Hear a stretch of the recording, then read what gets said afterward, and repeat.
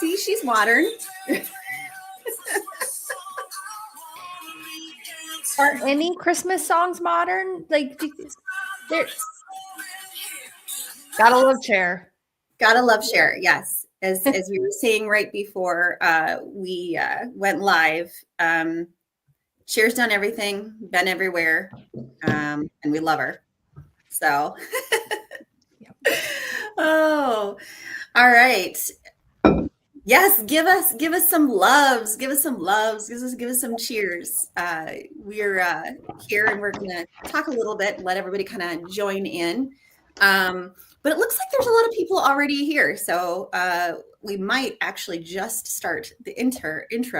We were talking about whether we banter or not banter. Here we are bantering. Here we are bantering. Yes, yes.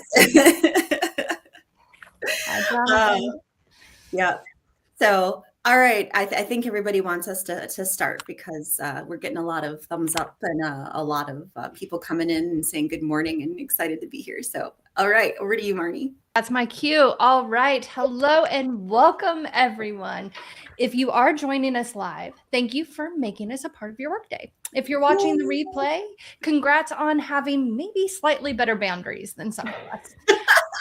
I'm Marnie Robbins, guest moderator, and this is Progressive HR's 2026 Trends Live. And yes, we're officially talking about the future of work before the year actually ends, which feels both responsible and maybe mildly aggressive, but only in the best ways. But look, this year's been a lot. I feel like we say that every year, but this year's been a special brand of a lot. I mean, we have layoffs, restructures, rapid change, AI, politics, economy. Oh my. So for today, we're going to intentionally shift that energy just a little bit, not by ignoring what's hard, but by focusing on what's possible and what's actually starting to work. So over the next couple of hours, we're going to talk about what's showing up right now for HR and people leaders as we head into 2026. Not predictions out of our nowhere, but real themes, real experiments, and real lessons coming out of today's organizations. We've got a stacked lineup, folks, thanks to Corrine's ever thoughtful curation of great minds. We'll be moving through a range of topics, including employee AI enablement and governance, continuous skills in agentic AI, the chimeric, I always say that wrong, chimeric worker in the AI race, the rise of fractional talent and the rise of the trades, and how all of this reshapes the employee value proposition for everyone. So yeah, light topics, casual, no big deal, right? But wait, there's more. This is meant to be interactive. So beyond giving us your name and where you're tuning in from, which would be awesome, by the way, use the chat, drop in your questions. If something doesn't sound right, if something resonates, if something raises an eyebrow, you're probably not alone. Share it with the group. So grab your holiday snacks and whatever drink you need to get through the end of the year, and let's get started. Oh, but I did forget also a gut check. How many of us have learned more about AI this year than we ever planned to? Well, if you feel like that, you're in good company. And first up, we are starting with employee AI enablement and AI governance because, let's be honest, AI is already in our organizations, whether people are actually ready for it or not. And I get to kick us off with someone who is very grounded in exactly that AI tension. I'm excited to welcome Russell Davis, who is with my monitor just shut off. It's back. Hello, who is the Chief People Officer with Revolution Entertainment Services, HR executive, author, longtime ethical leadership advocate, and someone who's doing the work, not in practice, not just theory. Russell, thanks for being here. Thank you. I appreciate the opportunity, and I hope you can hear me okay. Oh, you sound great. Yep, we can hear you fine. Thank you. All right, Russell. So you've recently gone through AI enablement efforts, with employees. So what was that moment that made you realize that, okay, this really isn't optional anymore? We actually need some structure around this. Right. That's a great question. So we're in the entertainment industry in the payroll space. So we provide software and services to the entertainment industry. And after the strikes and other things that happened, we had opportunities for some downtime. And during a staff meeting, one of the founders asked a question about AI implementation for a product roadmap. And part of the conversation that they were talking about was, are there ways for us to have better efficiencies that would potentially have an impact on staff and potentially reduce and support, well, and would we need all of the staff members that we had? There was literally a conversation that was connected after a large company did significant layoffs, and they said they're going to replace all of their people with AI, which isn't a good thing. That led one of the other founders to say, hey, if we have time, if we have some downtime, let's figure out how we can implement AI as a real tool for our people. So one of the founders did a training himself. He did an 8-week training course, and he came back to the meeting and he said, I loved it. I learned a lot. There are things I didn't even know. You think we could do this for the company? And we said, yeah, we're going to do it during our regular business hours. We set a schedule for folks up to 2 hours a day that we would pay for. And we did the training because what he realized was that there was so much that he didn't know. And the issue for us in some respects was moving people away from the fear of AI, all the Terminator movies and taking over everything, to the practical application of how can it benefit me as an individual so that I can do my work better and support what the company is about. So that was our moment of reality, was connected to other companies laying off staff and saying out loud, making announcements, we're going to replace folks with AI. Yeah, and it is that getting them emotionally ready for that shift in that from fear to safety and exploration, et cetera. Yeah. I love that. You talk a lot about governance, and I think that that's something that we've really kind of evolved into in the conversations. So a lot of leaders actually hear AI governance and start to worry that it's going to slow things down, right? So with that being said, how have you thought about governance as an enabler, really not a blocker, especially for employees who are doing that experimentation on the front lines? Yeah. So I'm going to say, so part of it happens in two fronts. One is our technical development team has a set of ethical standards that they have to follow, both here in the U.S. and in our offices abroad. So they have a policy structure that they have to follow that is embedded in their work. The other piece is for what we call our non-technical staff who are working. We see AI applications as a gateway to progress. Knowledge is power. We see the AI implementation as a way for that individual to gain skills and strength. And so we kind of lead with that. Hey, this will benefit and help you. But what we have to put with that is knowledge is power, but implementation and execution is where things can just cause problems. So what we are looking at is setting up some guideposts that enhance an individual's opportunity to try to practice, but also protects them and the company. And I'll give you a couple of examples. So I have a AI governance document that we're going to lay out to all staff going into 2026.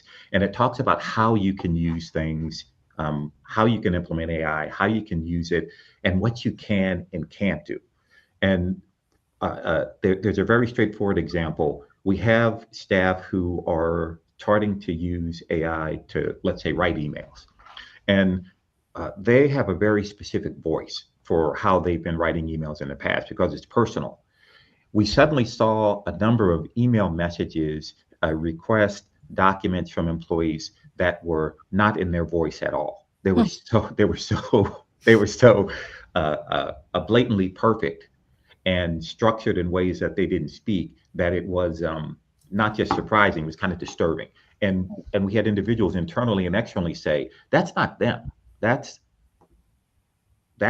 AI. And so folks are saying that's AI out loud. And that is problematic because it takes what we were able to say is, hey, it takes the personal piece of your interactions with folks away. Yeah. And so here's how you can utilize that in a way which speaks more in your voice, but also gets the message across that you want. We also have to share with our technical teams and our non-technical folks about legal changes. So many states have policies in place and are developing policies around the use of AI in terms of background checks or in terms of hiring strategies or in terms of terminations, or whatever it might be that folks don't even know. So we are helping folks understand what research means, what they need to do to validate that the information is accurate, why they should use it. And then from an ethical standpoint, we always need to be guardians of truth, not just guardians of information that someone told us this is the best way to do it. And that's the piece in kind of your question where that piece can take more time because folks can get answers for something very quickly, but the answers may not be correct. Right. So what we're talking about is, hey, you need to review, you need to engage with humans, talk to the HR team, talk with others about what you want to do, and then we can work out a strategy and an implementation plan together. Yes, and what I heard you say was really providing the freedom within the framework, but and also protecting the humans who are using it, which is really, I think, at its core of Yeah. where we are today in responsible AI use in our organizations.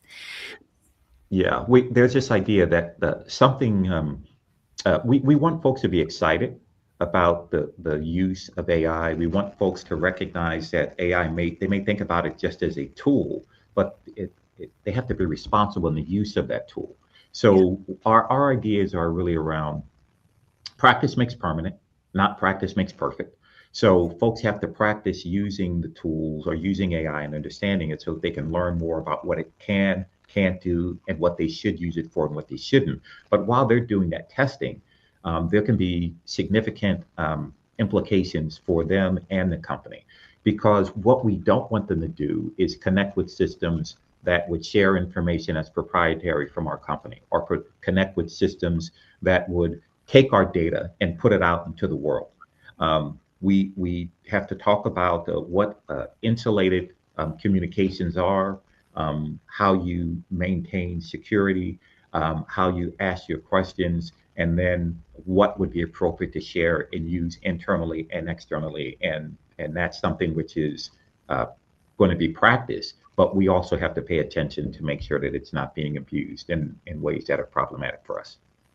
Yeah, along those same lines, you talk a lot or extensively about ethical leadership. Mm-hmm. So where do you see organizations getting it wrong right now when it comes to employee trust in AI? That's a really big question. It's a great question. We are in a space where, from a technological standpoint, where companies are saying out loud and direct, "Oh, we're going to release our staff. We can do this without you." We are what Amazon, they're talking about, "Hey, we've laid off 10,000 people. We can replace them with this." Facebook, all these companies are talking about this as if it is a wonderful thing to get rid of humans so that technology can do task completion. So and so that's where I think companies are getting it wrong, because what they're looking at is, hey, how can I not just save money and streamline, but how can I not have these people around? And we keep saying, and it's still true, people are your main resource. They're the ones who are thinking, breathing, living, developing that community. And if that's important to you, then what you need to do is try to alleviate the fear and enhance the individual. So you use the skills in developing AI to build that individual so that they can be rooted more in the organization, benefit themselves and the organization. There's this idea of success. Success is meeting your dreams. Folks used to just kind of stay there. I'm going to do whatever it takes.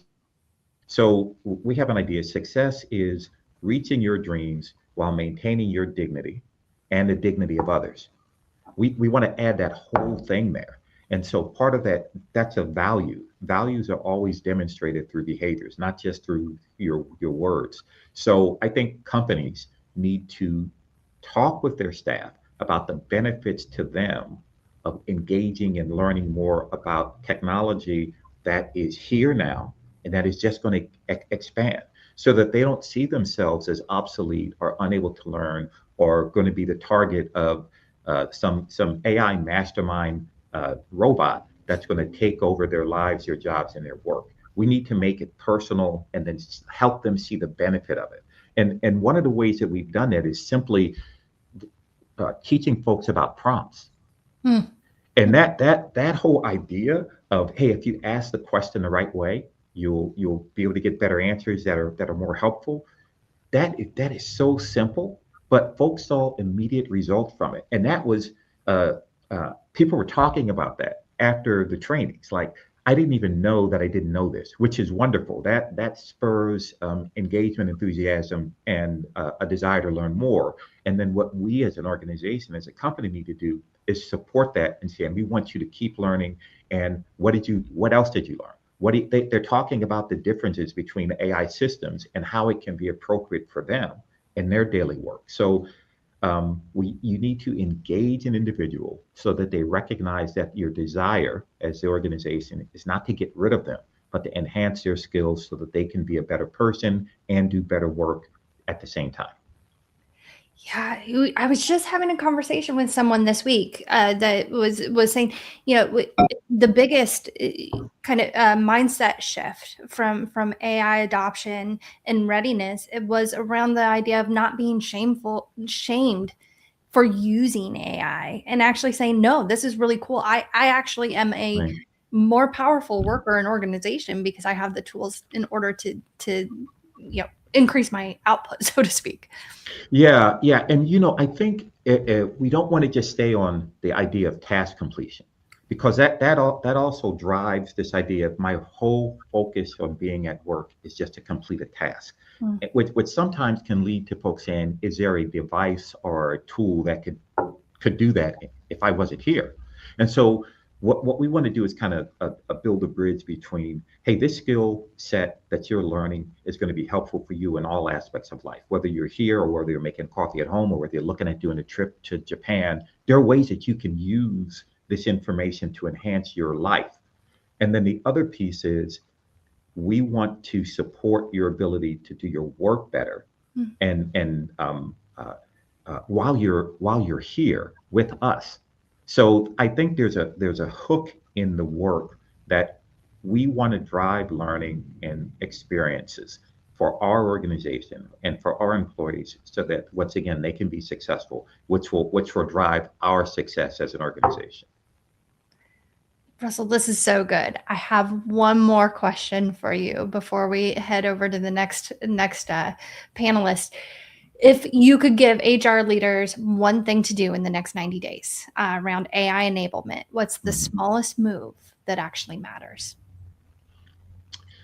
They actually need to practice what they preach and do some of the research themselves, so that they can show people how they use it, and how, when they use it, they stay rooted, grounded in values, ethical treatment, ethical leadership, and support for the organization. It has to be a demonstration, and they should be able to do that simply by saying, hey, here's how I use it and how it benefits me and the organization. Practice. They have to practice and demonstrate and show that they're engaged in it as well. Love that. Thank you. Russell, thank you so much for especially kicking off today's event. We welcome you to stay with us and hang out. But for next step, I am going to throw it over to Kareen. Thank you all. Thanks, Russell. Thanks, Marnie. Russell, you made some really great points. And I think two things that stuck with me is that practice makes, what did you say? It wasn't practice makes perfect, but practice makes permanent. Permanent. Yes. Practice makes permanent. And that talking about layoffs and replacing humans with AI is not the right thing to go about it, but to actually to dissolve the fear and not be shameful about bringing AI into the workplace. And I agree with you. I think a lot of organizations are getting it wrong, that just to blanket say that we're, having these layoffs come because of AI. There's been lots of criticism in some of the press because that's just an excuse. And the real reason is not AI. The real reason is it's, a market correction. Correct. So, yeah. So, thank you again. I appreciate that. So we've had lots of people join us, and really quick, I wanted to go through some comments here. Melissa said, love the focus on being successful at work rather than work being a series of tasks. Oh yeah, that's another great one, Melissa. Fantastic. And then this is from Arch Salvi. AI is great, but not a replacement for human touch. Yes, absolutely. And then we've had quite more people join us. I just wanted to go through a few introductions that came in that just said LinkedIn user. This one was, hey, Kristen, hello to all, LinkedIn user. And this was Arch. Thanks, Arch. And this one here, good morning, was Jessica Hertzel. Thank you for joining us. And then we had a question before we go on to the next conversation from, and I apologize if I am going to not say your name correctly, from Adoton. Hope that's correct. With the rapid pace of change in HR technology, what are the top skills HR professionals need to develop to stay relevant in 2026? So we have a few minutes before we move on to talking with Geraldine. So kind of throwing out to the panel, what's one top skill that you think? Let's start with Marnie. Ooh, I hate to say, like, prompting effectively, not just having a conversation. Geraldine. I will bring a soft skill here, and because it's all about learning, I would start with curiosity, because if you don't have the curiosity in the first place, and to just the willingness of learning, you won't be able to adjust. Kristen. I would go back to asking good questions. So whether it's in person or whether it's in the prompt, asking the right questions is always going to be important for us. Absolutely. Russell, what do you think? Folks have to stay up to date on the changes in the law. And so you've got to participate in those legal updates. I'll send you a link to a site that tells you all the changes that are happening in all 50 states. That's just connected with AI expectations and law changes. And they're happening fast, so you got to stay up to date. Yeah, I just heard, I think that I was just reading that Utah, of all places,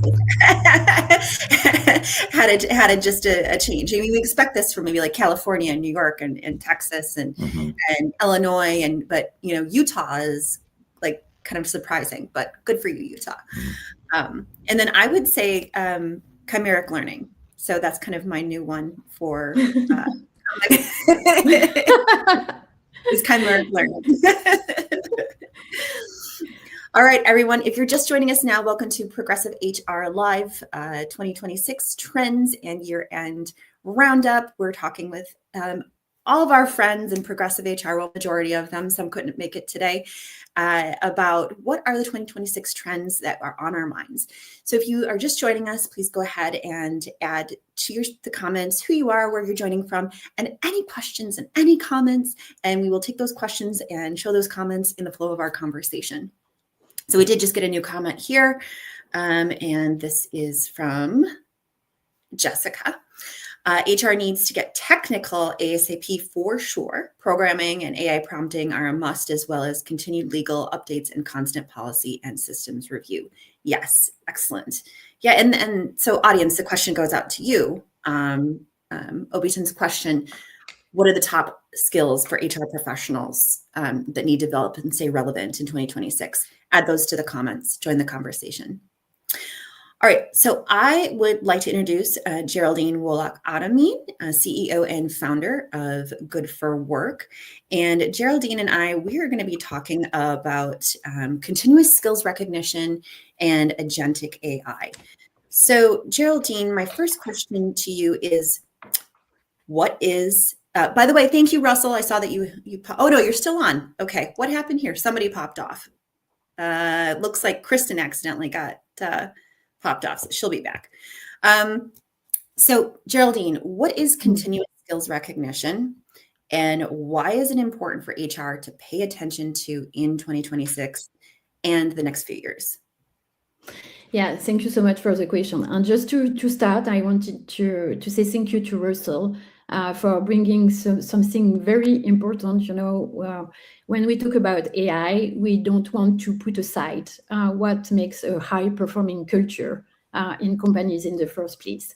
And I love that he mentioned that dignity is a very important piece of putting, making sure to keep humans at the center of everything. And if you keep in mind your strong values and the core values as a compass, it will be all good in integrating new AI systems. But to answer your question, so what is continuous skill recognition? So it's a new category of market that in the HR tech environment that comes from the realization that we have a strong momentum around different trends. And we are talking about 26 trends. So that's perfect to bring that explanation of what are exactly the momentums here. So I was checking of the definition of momentum. So actually it's a physics definition. It's mass plus velocity. So this is what AI is at the moment. AI is definitely bringing a lot of weight in different fields on top of the velocity and acceleration of the technology. So let's start with the business case. So I keep hearing from execs at the moment something that is really frustrating for them is that they don't exactly know what their people actually can do because it's getting harder to know what they do because they use AI in the first place. So to relate to what was to the discussion with Russell before, for sure, when we all have the same tone of voice and we don't know who has been writing the email in the first place, we are all kind of augmented humans here, and it's really hard to know what are the skills of people. So that's the first thing that we realize. There's a strong paradox here as well, is that skills are evolving very fast, but HR systems update only annually. You know, the performance management can be, let's say, quarterly or even monthly if we have a strong leader doing their checking. But it's really hard to monitor the skills in the first place, which makes the realization that people, you know, when we know that in terms of leadership, people need to be seen, we need to, as an organization, to assess what is the workforce capacity. We need to measure in the first place the proficiency of skills, and it's getting harder and harder. So the solution here is to capture the skills in the flow of work. So, we do that through positive feedback. But what I wanted to tell you is that we have a bunch of statistics there that are interesting because in terms of AI talent crisis, we have a big AI talent crisis at the moment as well. So we have this combination of it's hard to assess the skill of people, it's hard to make them seen and recognized because we don't exactly know. It's getting harder to measure the skills, but at the same time, we have this big AI talent gap crisis. with, for example, the demands that exceeds across all the roles globally. We have like 3 times demand for AI skills when we only have one candidate, or sometimes not even a candidate. And we know that by 2030, the US talent shortage alone will cost more than 8.5 trillion. So we have this AI talent crisis for sure. Yes, so that's why it's really important to measure the skills in the flow of work and to capture that skills. So this is what we do, and it's new because it's not exactly traditional recognition. It's more about reinventing continuous recognition. It's not exactly traditional performance management because again, it's a daily capture and we leverage portability of skills as well. But that's another story. Yes. So portability of skills, skills badges. So you use skills badges in a unique and novel way through the blockchain. And then how is that verified? Yes. So we talked about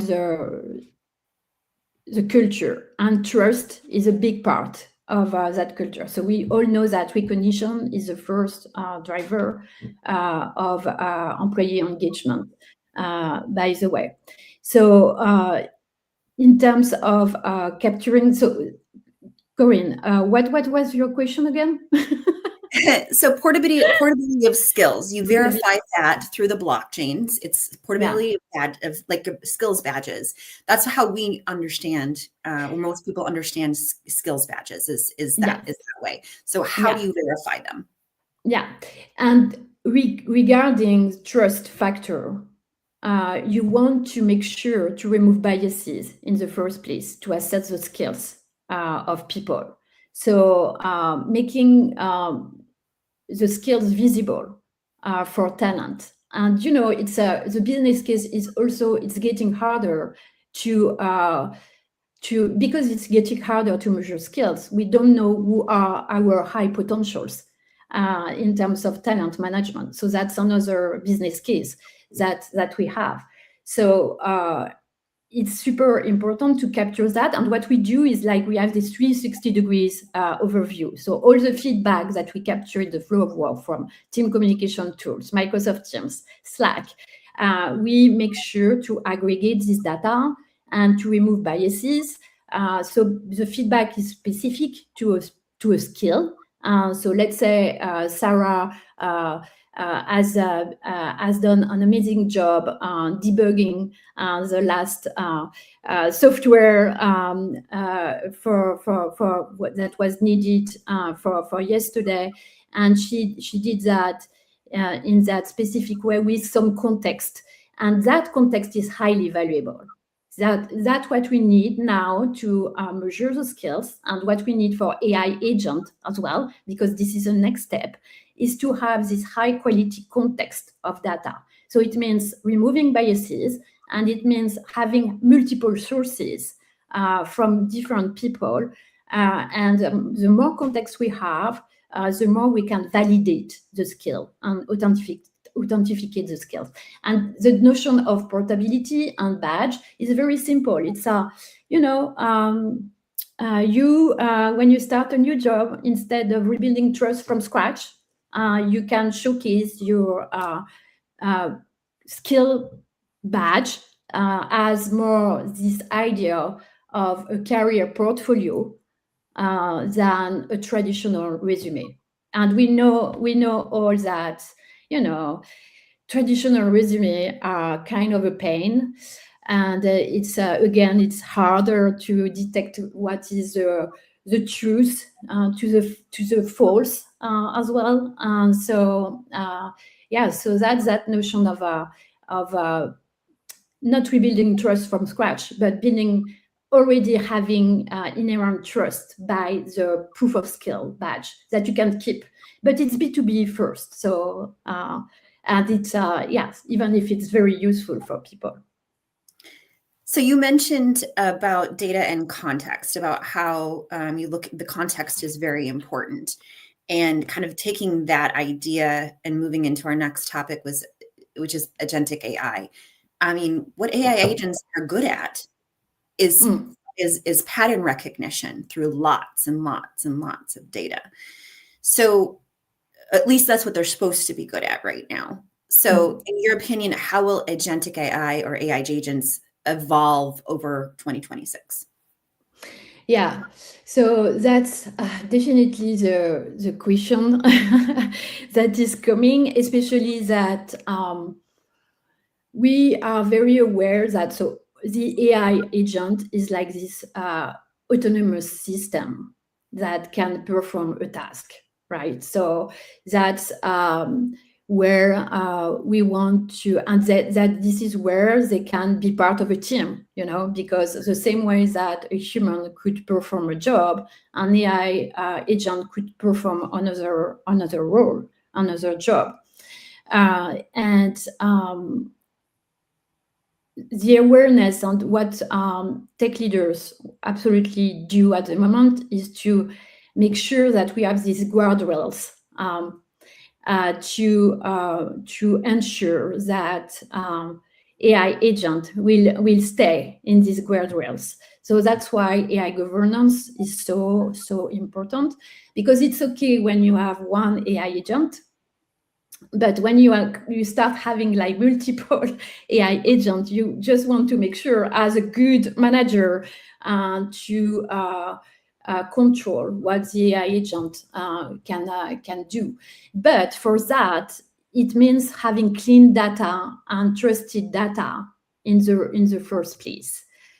So again, the more context we have, the more it's possible to really make the recommendation and to have a performing and high performing AI agent. So yes, it seems like the future, but again, it's a question of culture in the first place and organization structure. So with a strong AI governance in the first place and a strong culture where you put people at the center of everything, and you make sure that they can control what the AI agent can do, it will make a huge difference. So I would say that human-centric is the core of the conversation for AI governance in 2026. And the question is how we can keep humans at the center of that. And also, the one thing that came to my mind when I was listening to the great presentation of Russell was we need to remember that AI can do the boring task as well. And I'm sure that I'm talking to many creative people here who are listening. And there's nothing. And as creative people, and I can relate, boring tasks are not our favorite things to do. So if an AI agent can take up the boring task and let us having more time to think through, our strategic mindset, or to have that positive impact by just creating that quality of relationship that really makes us great HR people or great leaders, we win. So let the AI agent take the boring task, some roles, and keep enhancing us and keep developing and keep growing in our emotional intelligence, in our ability to build great relationships. So yeah. So I have one task that I let my AI agent do, and that is add my logo and my footer to any document that I'm doing, because I find that that's a real energy suck for me to constantly be looking for my logo and then constantly be adding the footer. But that's the only thing I trust my AI agent to do right now. I'm usually very much like an AI optimist, but I do have a lot of concern around the malicious people that go out there and write in the code, in like white space code, like to go around the guardrails for an AI agent.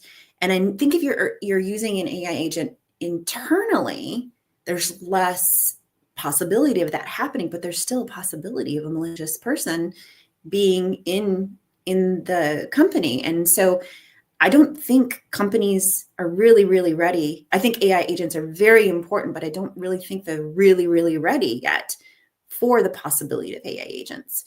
What do you think? Yeah, it's a step-by-step process for sure. It's I would say that again, it's a question of governance. So the same idea that we can have whistleblowers, we could have like AI whistleblowers who are humans, right? So I guess that we will have. Actually, we will create new jobs. I'm sure about that. The more that we will put human at the center of the organization, the more we will have to create new jobs regarding that regarding that next step of controlling AI agents job. And if humans don't like to be monitored too much, AI agent will say we don't have any choice. we can micromanage if we want AI agents. That's fine. There we go. I think that's for all those micromanagers, AI agents. That's your lane. Micromanagers. You stay with AI agents. Yeah, stay with AI agent. No, we will need that new kind of job for sure. Because AI governance at the organization level is good, but how to make sure that in the daily work there's an ethical application of this AI governance. It's definitely the value of humans here, and we are able to see beyond the task what can be the impact on performance, by bringing emotional intelligence in the first place. Yeah. Wow. Great. Going to the comments real quick. Stacy says, oops, that didn't work. There we go. Stacy says, so smart, Karine. Well, thank you, Stacy. I appreciate that. And then Jonathan says, Workday's positioning is now people, finance, and agents. IMO, we should make many more workflows old and new will be agentic in 2026 within the enterprise. Okay, remind me, guys, what is IMO again? In my opinion. In my opinion, okay, yeah, okay, great. Thank you. So, in my opinion, we should make many more workflows old, and new will be the agentic in 2026 within the enterprise. Thank you, Jonathan. Appreciate that. We did have a question come in again, so I'm going to go to that question really quickly for the panel before I ask Geraldine my one last question. And so Oditon asks, as AI continues to improve, how can we ensure that it is being used ethically in hiring and performance reviews? Well, I think Geraldine kind of covered a little bit of that, but does Marnie, Kristen, do you have anything to jump in there? The thing that popped into my head, and it was a really good question. I think we just had some really good answers with Geraldine, but is the human aspect of it, AI doesn't replace the performance conversation. It doesn't replace the hiring conversations. And that's where the humans really come in. So when we talk about ethically having, strong performance conversations or ethically having, good hiring decisions, I think that still comes down to very much that human aspect of understanding your own biases, understanding full contextual information, having one-on-one conversations that are really good and intentional, and not being, from a performance standpoint, what comes to mind is if there's a performance issue, it should be an ongoing conversation. AI just helps bring that up to the surface and helps you foster a good conversation. So that's the way I would approach it. I love what Geraldine said of like human centric is at the core of AI in 2026. And that to me is that type of approach. Yeah, absolutely. I would agree. I think that where it can be helpful is even coaching a manager through having that conversation, right? Or, here is my write-up for this performance review. Are you seeing any biases in this, right? And starting to ask AI specifically to recognize and pick out biases that we might have that we might not be seeing. And that to me is a way that we can help leaders recognize that having bias isn't a flaw, but it is something that they need to be aware of and then they need to adjust for. And so when we think about how we do that, I think, Marnie, you're absolutely correct that it can help us identify performance inconsistencies. It can help us identify where we have people who are not meeting their goals, not meeting the demands of the organization, and then maybe coach us through how to have or start that conversation so that we can continue to talk about it with the employee and get them to a place where they're performing. Yeah. And so, Kristen, you brought up something that was absolutely on my mind in that, recruitment and hiring has been a broken process for talent acquisition in general. It's so long. So, and we know this, and we've been working on it, or at least we've been trying to focus on fixing the problem. How can we get AI to run through all these contextual patterns and find the answer to the problem? If AI is really I believe it, AI is so wonderful. They're talking about it having curing cancer and finding new drugs available. Why can't we have it fix the hiring and recruitment problem? We see so many people out of work. I mean, jobless claims were up over the expectations this last month. And yet there's companies out there still trying to find people that go, 60, 90, 120 days without actually finding a person. And so, what is it? What's the, there's so many different nuancy broken problem things. That's my new word, nuancy broken problem things. Yes. So why can't we use AI to help us fix that, and that we can focus on talking to people and getting to know people, and just have someone, be a recruiter that's just talking to people all the time rather than trying to kick people out on certain things or trying to disqualify people for certain things. So that's my very long-winded opinion on that. Love it.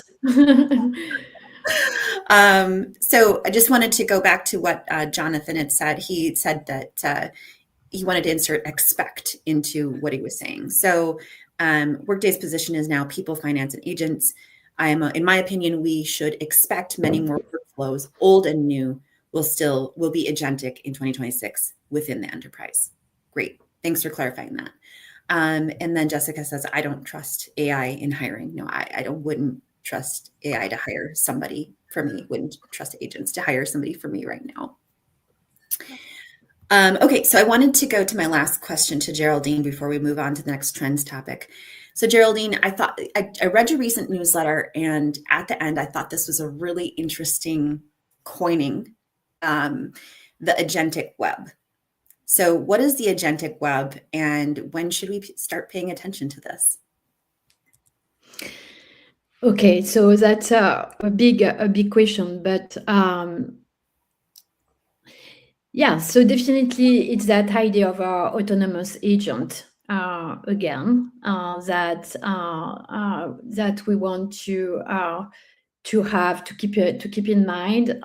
Plus that notion of Web3, where we could have all that data which can be owned by the users instead of only be the proprietary of big tech.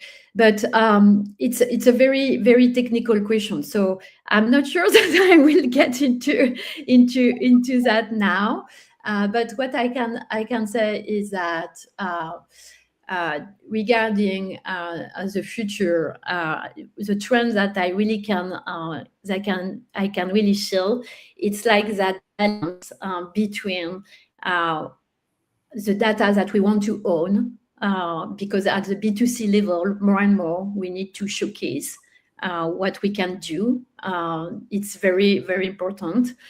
And we all have to work on our brand, on our reputation. So that B2C pool is very important in terms of proprietary of data and data privacy. So this is where I think there's a tension between on one hand, AI as a big open source bucket. And on the other hand, what we want to do at the individual level to try to protect our data. But I guess this is my European take as well. I'm very much into protecting our data, even if I'm a tech leader. So that's something that I feel will come to the conversation, even more and more in the next year. How can we have our own data more protected with the rise of open source and AI agent? Thank you, Geraldine. So we're going to move on now. We don't have a Cameo guest spot for this trend. So it's going to be a discussion between whomever is on the live with us, including the audience. So we're going to talk about kind of like a new term. This term was coined by Cassie Kosakoff, called the chimeric worker or chimeric talent. And so what is the chimeric worker? Oh, let me ask that. So Karine, what is the chimeric worker? The chimeric worker is a modern professional who is blending core human soft skills, creativity, judgment, curiosity, empathy, ethics with AI tools, and allowing them to really rapidly acquire new and diverse skills. For example, my skills are mainly in human resources and marketing, and I really wanted to learn sales. So I just went on to ChatGPT and said, okay, I'm just starting out in sales. Tell me all about it. And I actually talk with my voice app, my GPT voice app, and we talk back and forth. And so I'm learning sales through ChatGPT. Does that make me a chimeric worker? Possibly. There's many other people out there that are in our talent pools that are secretly doing this on the down low, and maybe even some at work. And they are being able. We talked about T-shaped skilled at one point, pie-shaped skills at one point. I wrote in a recent newsletter that we're talking about dodecahedron, pentagon, dodecahedron, all circular infinity skills. I mean, we're talking about anybody can learn anything at any time. And so it is transforming job roles. It's blurring lines. And this is only I think right now, Cassie did not say what percentage of our workforce, but 2% of our workforce. This is growing every day.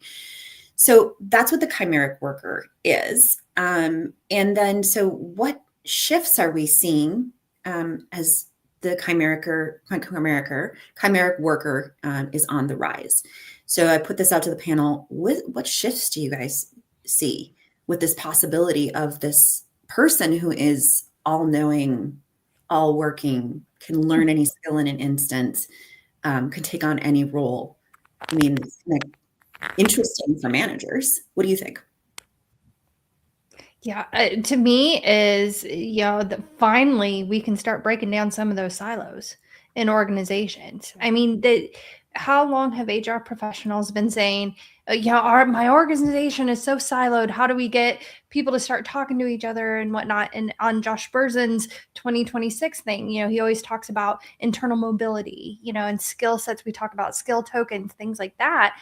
Well, internal mobility will become a real thing for smaller organizations that didn't have necessarily that, how people will do tours of duty, so to speak, throughout an organization. I think we'll see a lot more of that blending and that internal mobility that is less linear in nature. And so that for me is really exciting when I think back to my practitioner days of, how do we get less silos? I'm like, it would have been great to have Chimeric AI, help enhance the skill set of our team members to do so.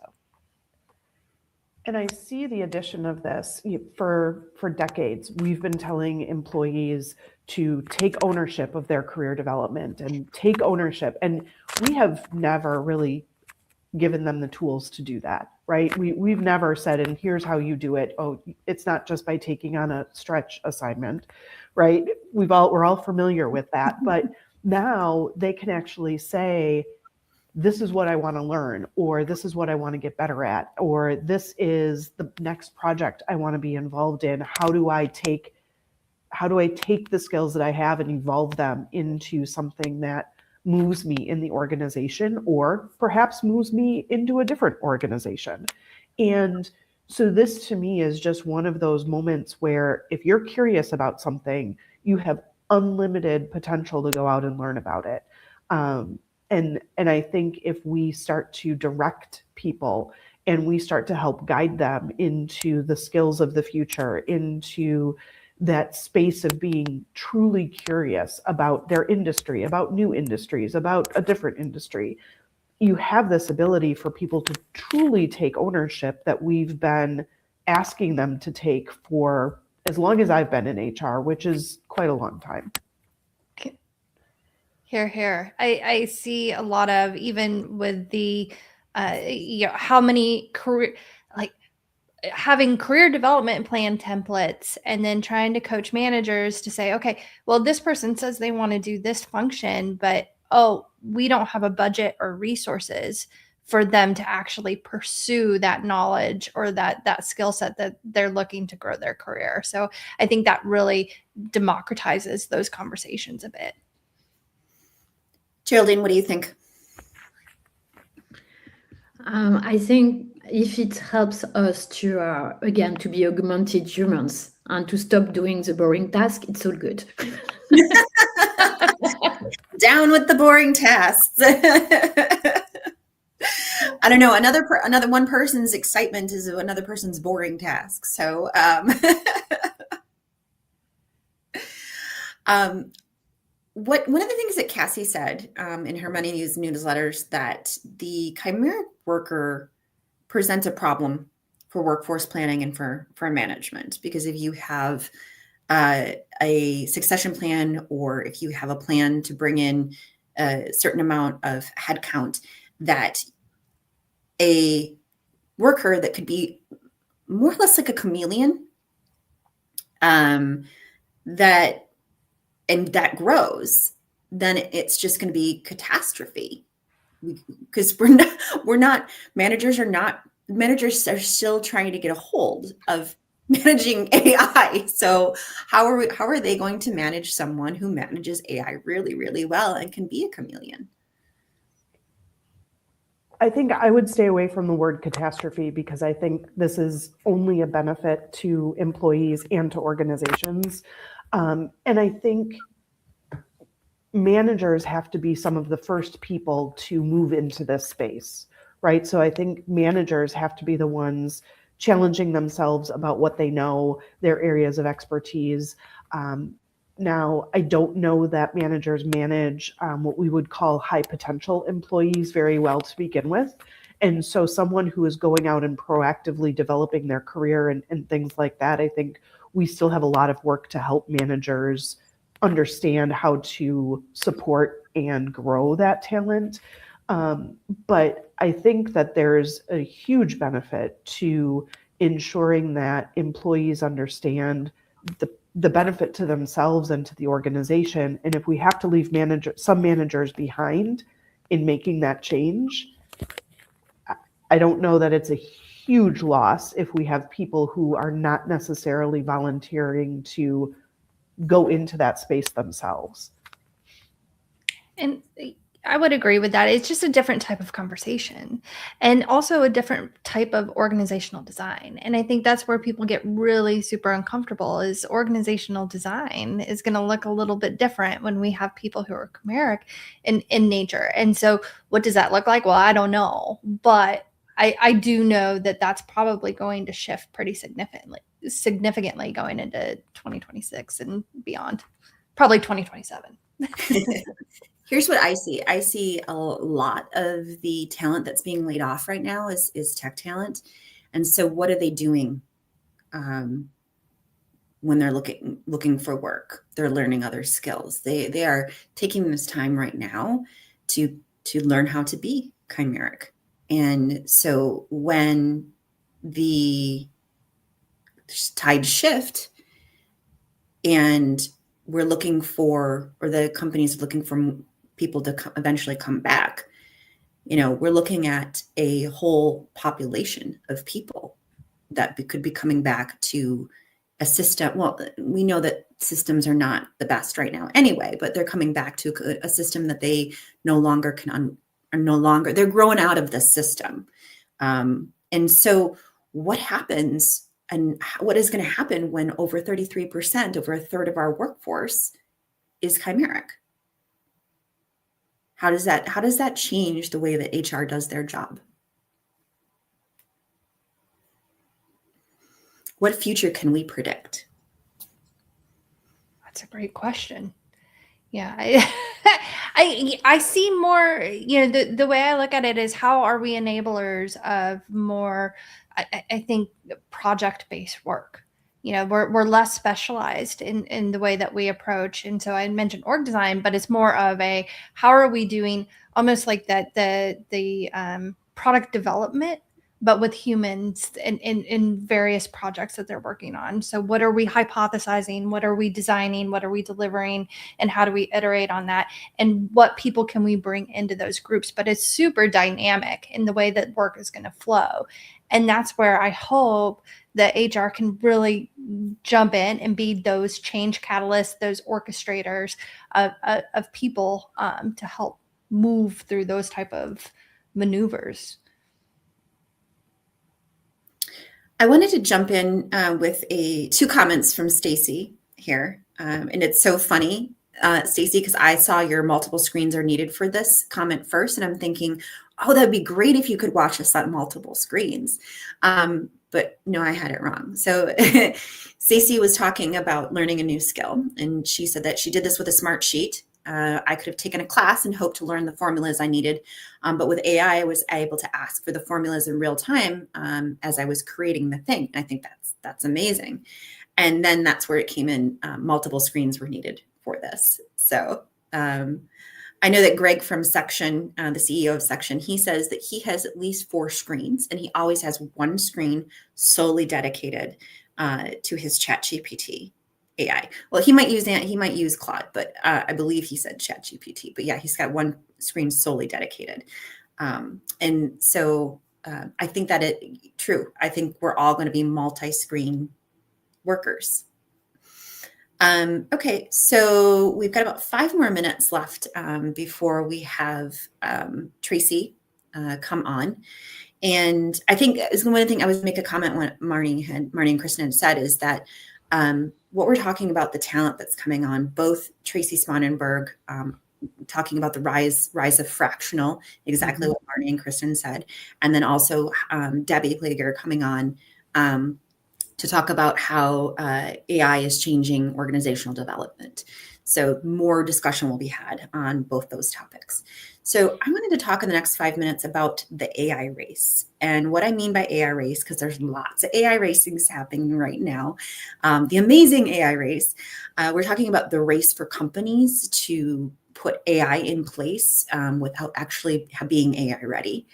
We're talking about the race for companies like OpenAI, Anthropic, Microsoft, Google, to find the best infrastructure for the AI models that they're putting out there. And then we're talking about the AI race, the sovereign AI race, where different countries are racing to build data centers so they can have a sovereign place for their AI, and, for example, not have to rely on China or the US.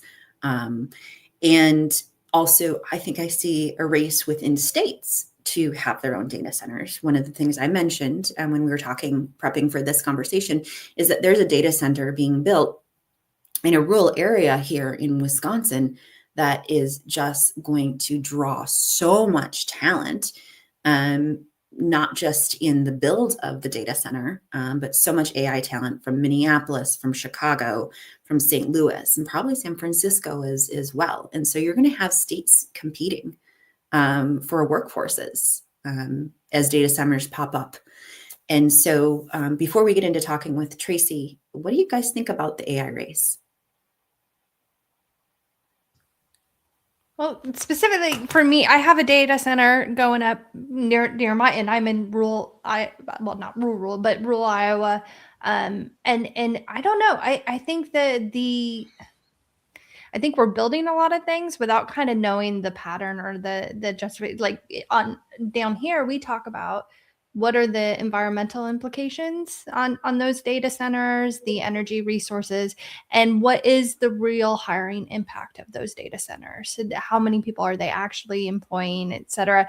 So I think, for me, the AI race is really interesting. I'd like them to maybe define what they're racing toward first, but the economic benefits, whether it's tax money, you name it, obviously great for the states, but I agree with your hunch. I think everyone's jumping on to get those data centers in their states, and you'll see it in the rural areas. Tracy, you just joined us. What do you think of the AI race? Oh, I think you're on mute there. She doesn't show on mute, but it might be a microphone thing. Okay. All right. Does that work, Tracy? No. Okay. So we'll have Tracy pop back on. Kristen, what do you think? Or actually, okay, because what do you think, Kristen? Well, I would have to agree with Marnie. I'm not sure that we know exactly what the end goal is for a lot of these things. And so, Corinne, you and I both being in Wisconsin, we've seen some of these things play out where data centers have actually changed their mind because there's been so much public outcry around having these centers in their areas. And I think as we get to a place where we have to have the infrastructure to support everything that we're talking about so far today, it's going to become more and more interesting to see the impact that we end up making in not only the employment piece, but also the environmental piece. And knowing that we have a generation of people, employees even, who are asking us about our company's environmental impact and the things that we're doing, it'll be really interesting to see how that complete generation pushes back or doesn't against what might be happening in this space as well. So I think it'll be an interesting space to watch. Thank you. Geraldine says she has to pop off. Geraldine, did you want to make a comment before you have to go, or? Yeah, as you know, I'm the optimistic entrepreneur here. So I think if it creates new job and we have this energy constraint that is pushing forward innovation as well, and we start hearing about a new kind of energy in space, where we could have that energy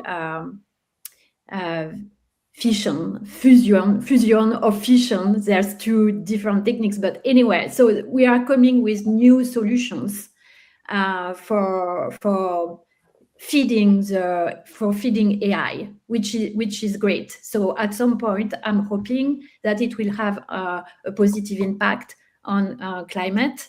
But in the meantime, it's true that land and real estate will definitely be it will be about scarcity, because all these data centers will have to find new place to be built on, and it creates job. So that's part of that could be part of the equation as well. So where the new job can be created. So that's my that's my perspective. If it can create new constraint to be like cleaner in terms of energy, we will get there. Yeah, optimistic mindset. Thank you, Geraldine. So it looks like we're having thank you for joining the conversation. It looks like we're having a bit of problem here with Tracy's mic, and I think we're good. Tracy, can you hear us? Oops, hold on. Can you hear us? You there? Oh, I don't know what's going on.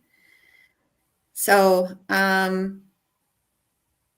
okay, so Tracy's going to pop off and rejoin us. But with that, I'm going to hand it over to Kristen.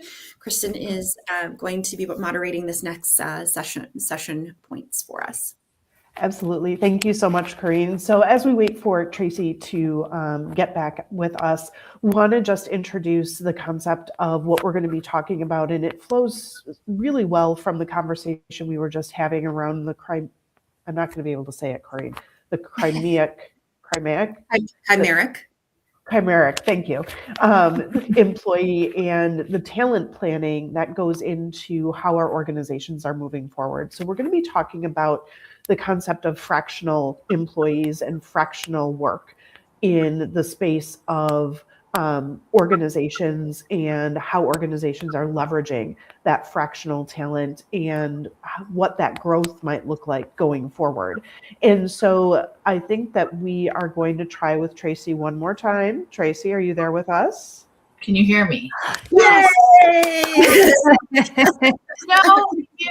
happened? I use StreamYard all the time, and the only thing I can figure is it was pinging to my phone with, do you know, like anytime you do an iPhone upgrade, something works better, but something just starts to fall completely apart. So so I think that's probably what happened. So I put it in airplane mode and we're good.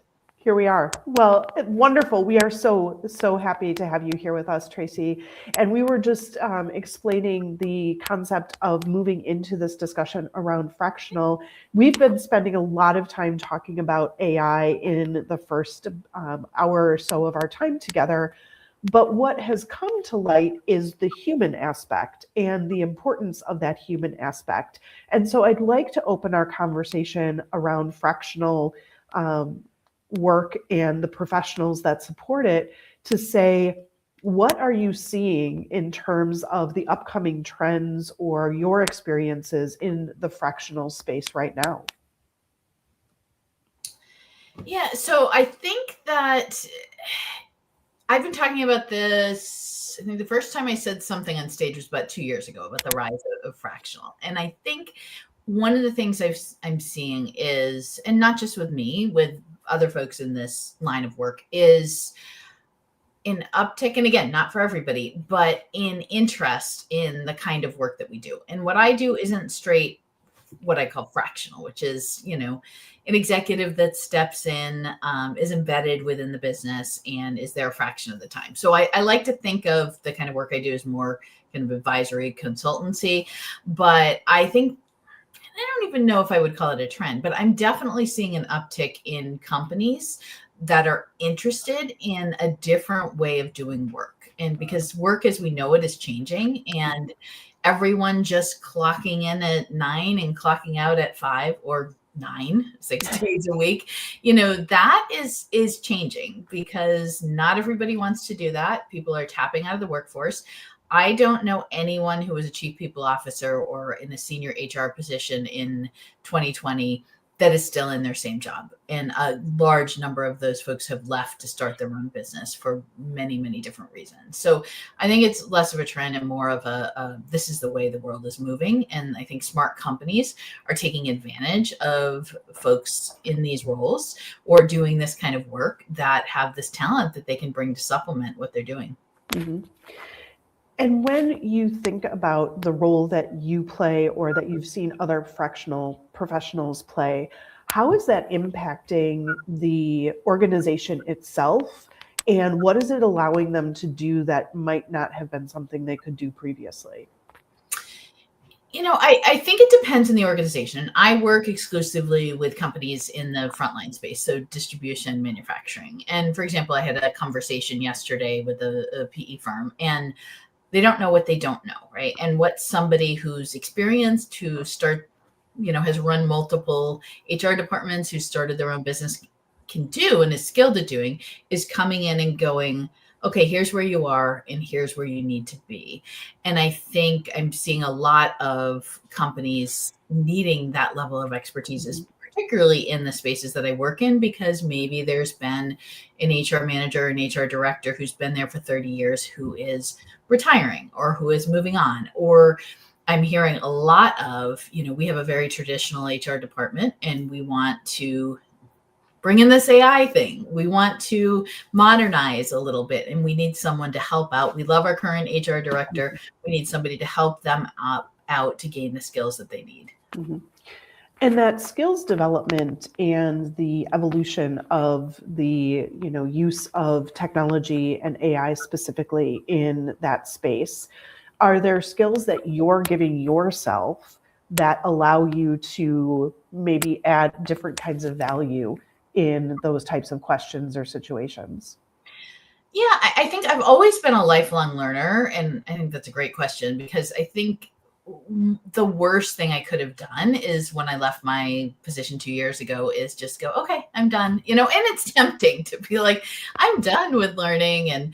But I am constantly pushing myself to learn new things. And a lot of it has been around AI and trying, I'm trying vibe coding and I'm reading a ton. I went to an industry conference. I wasn't speaking at this one, but I went to network and to learn about the industry.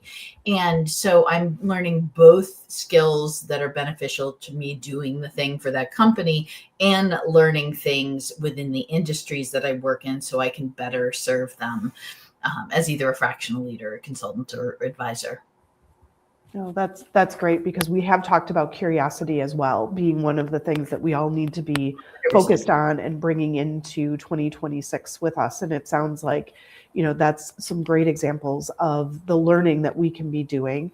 And as we think about, we've talked about the building of these data centers, we've talked about your work in distribution, manufacturing, and we've talked about the AI space. But now I'm curious a little bit around the hands-on tactical person who's actually doing the thing and the concept of the trade, right? So we're hearing a lot about, you don't need a college degree. You can go and be a skilled electrician and, pull down 6 figures almost immediately. So from your experience, what are you seeing in this space and how is it being impacted by some of the technology? So maybe about 10 years ago, 8 years ago, probably pre-COVID, I would have said I was really worried about the future of the industries that I work in because of the lack of interest in going into the trades. I think the past 5 years or so has completely changed that and actually sort of flipped that. And now I'm pretty optimistic about the industry. So my last full-time company, was a distribution company that served plumbing, HVAC, water, etc. So our customers, when I was there, were plumbers, not so much electricians, but plumbers, HVAC techs, water technicians, etc. Right? And so we would see as those plumbers would get older, sometimes their kids came in, sometimes they didn't. What we're seeing now, and what I'm seeing across the industry, and it's not fully there yet, but there are a lot of young people and sometimes young college educated people who are like I want to work for myself. Or people who decide not to go to college and, you know what, I can make 6 figures at 19, 20 years old and be my own boss, and I become a plumber, I become an electrician. I want to do that. And they don't come out with $150,000 in student loan debt and that they're paying off. I mean, I do not have it anymore. I did when I was in my 30s, but or 20s, but I have friends who are my age, I'm 53, that are still paying student loan debt. And do we want that for our kids, right? And so I read something recently that was like 80% of Gen Z people would consider going into the trades. And I think the biggest barrier up until recently was us, the parents of, no, you have to go to college. You have to do that. And we're starting to see that turn around too. Yeah.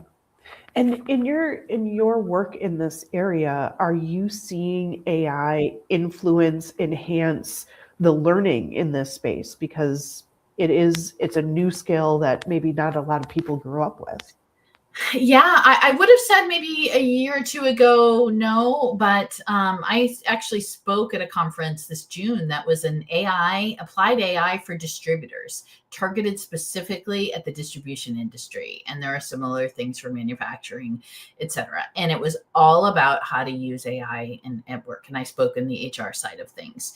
And I went to a distribution conference this fall, and AI was absolutely everywhere. And, our customers of distribution and manufacturing companies are using it. They're using it. I have several distributor clients that are using AI at work. So we're starting to see that become kind of table stakes for some parts of the business.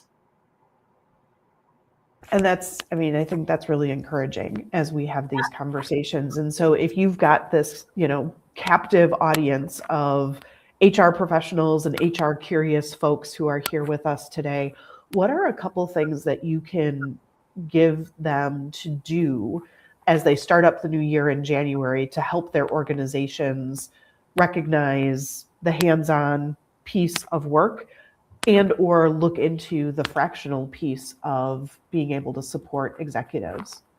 I think you mentioned curiosity, Kristen, and I was born curious, and so was my son, and asking why a million times. I'm also autistic, so that kind of helps. I have to know the details of things. So I think starting to get curious and asking a lot of questions about, if you don't understand how your business works, how does it work? What is the strategic plan? Where are you? What's your revenue growth look like for the next few years? And then you can be armed with that information, and then you can develop the kind of path or suggest some things like, we're going to double our revenue growth in the next 3 years. We're going to need some workforce planning. I know of these 2 AI tools that can help.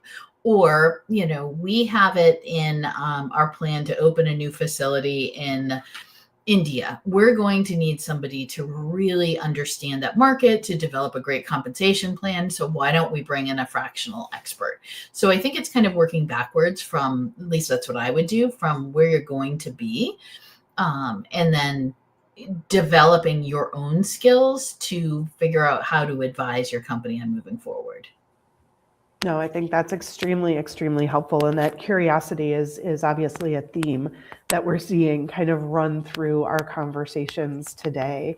And as we think about those next steps for us, I'd even open it up to Corinne and to Marnie to talk a little bit about what are those things that you're seeing in that fractional space or in that, professional services type of space in the areas that you support. So as we mentioned, I really see this idea for chimeric talent to come in. And then as Tracy mentioned, that it's really, she's learned, she's doing vibe coding. And is this something that you would have ever thought that you would be doing? And it came out of necessity. So, if you really had a passion for it, Tracy, you could be a coder. You could be an engineer. No, I don't. I mean, I could. Like, I could do anything. You can do anything, right? I don't want to. And that's a cool thing about vibe coding is like, I don't have to learn how to code. I don't want to. And we don't have to do these things that we used to do, right? Because we can outsource that to an agent. We can become this chimeric worker that can do that, which is such a cool, I think it's so exciting. I just wanted to pop in here really quickly with, we were talking about at the beginning of this conversation, we were talking about AI governance, and Andrea says, just a heads up to HR with the West Coast clients, California completely outlawed AI in hiring. More states to follow. Offer caution to your clients looking abroad, looking to onboard AI systems. So I do not recommend AI in hiring. That's generally, you know, a lot of other areas. This is one you need a human. Yeah. And we said at the beginning, you know, how we've been saying for a long time that talent acquisition, recruiting, no offense to the recruiters out there, but it's broken. And so why don't we leave AI to find the patterns about why it's broken and what it can do? So, oh, Kristen, did you have to go? We're having a little tech difficulties here. I think Kristen may have accidentally popped off there. And we're waiting also for Mindy to come on. But before we do that, I do want to bring this comment back up from Matthew Meadows when we were talking about the AI race. And Matthew, who's the CEO of WorkStory, who's performance management tech and AI tech. Awesome tech. We're watching AI companies trying to push past each other as fast as possible with marginal gains. And in some cases, in my opinion, decreasing and being horribly in debt. At some point, efficiency will matter more than raw compute. But by that time, we may have hundreds of new data centers consuming massive amounts of energy. So great comment there, Matthew. All right, Kristen, back to you. Well, we're just in time, I think, to hand it off, right? For our next 3 more minutes left. We got 3 more minutes left. 3 more minutes. Okay. Then I think here's what I want to do now that I'm back and my technology is actually working again. We might be haunted by gremlins, or maybe it's elves this year. Who knows? So what I am also curious about, though, as we have Mindy and Debbie joining us and really looking at this concept of curiosity and growth and technology, thinking about, Tracy, if you were to predict where we're going to be headed in 2026, 2027, now nobody's going to hold you to this, but if you were to predict where we would be going, what are the things that you would say that we do need to be aware of that could be potential pitfalls for us? So hi, Mindy and Debbie. It's nice to be on stage with you for like 2 minutes. So I think, Kristen, I think it depends on who we're talking about, us. Like if we look at the corporations or companies as a whole, and I was talking about this a couple of times over the course of this week, I think we have to be aware, and it won't be 2026 necessarily, but that work itself is completely changing. So we, just like, you know, AI's been around for decades and decades, but in its current easily consumable form of generative AI, right? Relatively recent in the past few years. We didn't see the impact that was going to have. I'm sure some people did, but I think we can't conceive of what work is going to look like. But I do think it's going to be, we're going to see more portfolio careers. We're going to see more people doing fractional work or gig work. I do 8 million different things, and I think Mindy does too. So, and that's enormously personally satisfactory to me. And it's really helpful to my clients too, because I managed to do it in a way where I'm really available. And we're going to see a lot more of that. And then how do we harness that as organizations? How do we look at work as skills and tasks, and not here's a 9 to 5, 9 to 9 job, and this person is just in this job, and let's just fill this job in the same way. So we have to start breaking things down. And some organizations are doing that, but we're not quite ready on the whole to do that yet. No, I think those are some great insights. So I'd like to open that question up to the rest of the panel as we look at what work looks like going forward. Debbie, Mindy, I'm going to pull you into the conversation. Yes. And I just want to say, so first of all, it's always great being with Kristen, although I'm always wondering when the elves are going to pop by, because that tends to be what happens when Kristen and I are on together. And then I get like 2 minutes of the brilliance of Tracy, and then she leaves. So anyway, it's nice to see you. But here's the thing that I want to ask us. See, it was even less than that. And then she dropped. So I think it's great for people like Tracy and great for people like those of us on the screen where we are in our careers and beyond, because we have the expertise and we have the skill sets and how we're thinking about jobs and skills, et cetera. And so her ability to flex and do a little bit of this and do a little bit of that is because of all the knowledge and experience and context, et cetera, that she already had. And I think about my son who's about to enter college. I think about my undergraduates and I'm about to teach in the January term. And I think about those entering the workforce. And so the question for me is, how and where is technology going to support them?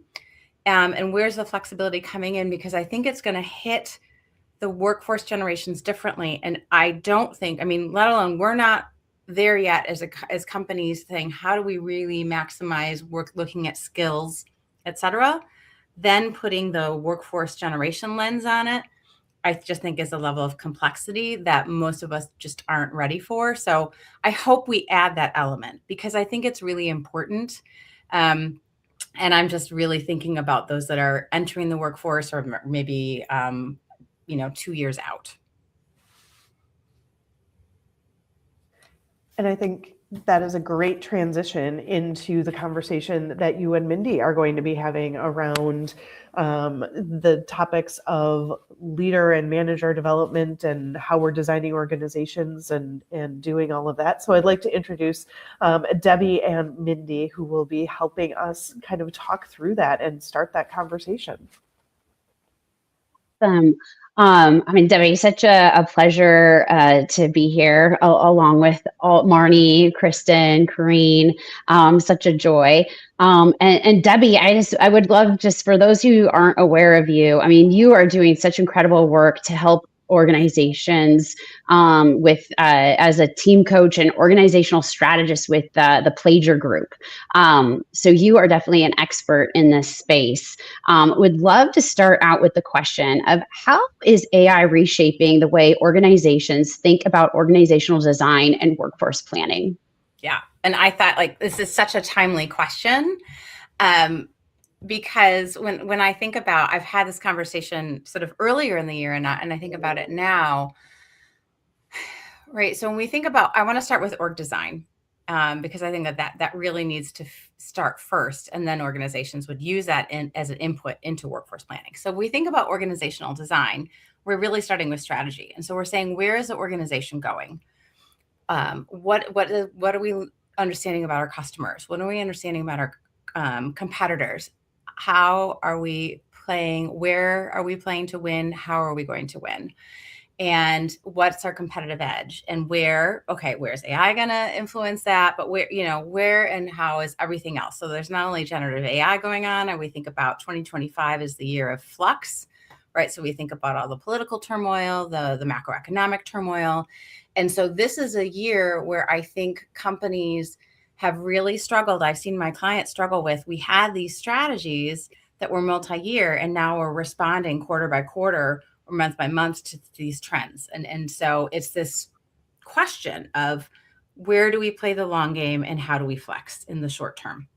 And so I think that when it comes to org design, how you use AI, AI is best suited, in my opinion, and I'd love to hear the rest of the panel on this, right? So I'm coming at it from an org development perspective, right? From a systemic, holistic perspective. I think of AI as it's best utilized, and the research will show this, when it's in the flow of work, right? So how are we looking at where workflow is coming in, right? We talked about TA. I just caught the tail end of that. Yes, I would agree with you, Corinne, having led TA functions the latter part of my career. TA has a lot of pain points. How might we use TA or AI to understand those pain points and fix those pain points? How might we use AI to look at processes, make them more consumer friendly, make them more employee friendly, et cetera. So I think there's ways in which we can use the skill set of org design and then utilize AI to give us more scenarios, give us more options, give us better ways and paths forward, particularly in the cases like that we've been running through in 25. I mean, I say this as a former historian. I don't know that anyone saw 2025 coming the way that these trends sort of came together. So in the org design space, right? So if we play that forward and say, so you start with strategy, and then you say your structure, and then you say your roles, and you say what's happening with our structure, what's happening with our work, what's happening with our roles, what's happening with our culture, right? So that's the design piece. Then we move to workforce planning and saying, okay, so what does our workforce need to look like to support our work? That should, again, lead from our strategy. What should our workforce look like? What do we need to have in-house? What do we need? You know, we talk about the old adage of, you know, buy, build, rent from workforce planning. And I was meeting with a bunch of CPOs and CHROs, and we talked about, okay, buy. So where are we bringing in top talent and a top skill set? Where are we building talent? Because we have time to do that and it makes sense to do that. Where are we renting talent? And then people said, and where are we augmenting, right? Where are we using AI now? And, you know, it was great to hear some of those folks say, now we're adding a fourth sort of component to say, in our workforce plan, AI needs to show up. Just the way that maybe 10 years ago we were thinking, or maybe, you know, I'm probably dating myself, 15 plus years ago, where did BPO fit, right? Or we think about our global workforce. So it is in some ways another component of the workforce. And I think HR's role here is then to say, all right, so where and how are we having those right conversations in the flow of work? What pain points can it solve? What capabilities do we need? How are we looking and making better decisions? And so that's just some of the ways in which I think AI is influencing how we're looking at org design, and then from org design, how it's influencing how we're looking at workforce planning. So I'm actually very excited. It's times like this that I kind of miss being on the inside. I was a workforce planning nerd. And so I would have loved to have been able to say, okay, we got buy, build, rent, augment. What are we going to do? Where could this play? Yeah, well, and Debbie, I love so much what you're saying, because I think even taking a step back, I'm actually at the Modern People Leader live podcast right now. I'm in an upstairs green room and we're talking about AI, and the heads of people here. The one thing that's missing is exactly what you're saying. We can't assume that leaders are already in a place of thinking about org design or even thinking about workplace as an ecosystem, because it's not. It's often being very siloed and disconnected. Or how are we thinking about strategy from how all the levers of work are being done here? What is the flow of work? Often we don't even have the answers to what is that current state today. And so the brokenness and disconnectedness of the workplace ecosystem is often where we first have to even understand before we just, and it's a mess. So how do we continue to move through with curiosity, with dialogue, to answer some of the beautiful things that you've already stated? You've listed out the incredible blueprint that we should all know. How is that today to inform how we're moving forward? And yes, we can still make movements through the mess. We don't have to clean it all up at first. I think some people get stuck overthinking it. So how do we just even start to answer some of these questions one at a time and kind of baby step and iterate? So I love that, Debbie. Thank you so much for sharing that. No, I would love, managers are such an important part. You're talking about culture, and we've cut back so much in investing in our managers. If you could wave a magic wand and instantly solve one capability gap with managers today, what would it be? You're going to laugh because it's not AI related. It's not tech related. It's not anything. It's like if I could wave the magic wand and they would be able to coach their people, I think we would be in a much, much better place. Yeah.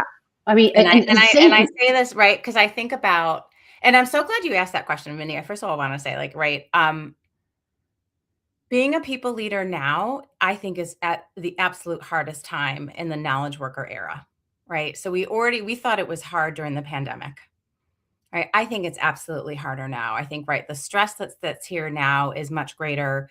The complexity is much greater. The resources is less. We know so much more now about the role of the manager and the impact on well-being, and yet they're left to flounder. And they are the critical role for executing strategy. So that's my magic wand, because I think like if they could actually learn how to coach, it means that they can actually get a breather, because they're actually leveraging their workforce, and their workforce is able to grow. And say more about that. I think when people say coach, they're not always understanding what I would love for you to say more about coaching and the power of coaching. You hinted on it there at the end, but I would love just to take a moment there. Okay, so great question. And I love that you say that, because I did work at a very large company where people used to say, "Hey, do you have a minute? I have some coaching for you," which meant you were about to go, be in the back room and get a That's not coaching, folks. Just for the record. Okay, and I had PTSD from coaching when I heard coaching for a long time. So coaching, what I mean is, right, so when you're asking more questions and you're getting out of the way. So as the manager's getting out of the way. And so if you're my manager and I have a task to do, you're not telling me how to do it. You're making sure I have the conditions for success. If I'm stuck, you're going to ask me questions that might help me get unstuck. But more often than not, I know how to get there, but sometimes I'm confused, or I don't believe enough in myself, or I run into a barrier, and you can help me think through the barrier. So the more and more we can put that coaching hat on, and I'm asking, as a manager, if we're asking questions, we're forcing our team members to think through and own options, own the way forward, own their work, own the results, own the learning. Yes.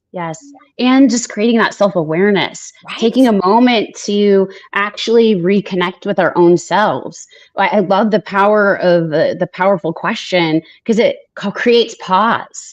Yes. And it helps us to remain curious too about, let me connect. We're so disconnected from our own self, let alone each other, that I think the coaching it gives the space and the pause for that. I love that, Debbie. Thank you so much.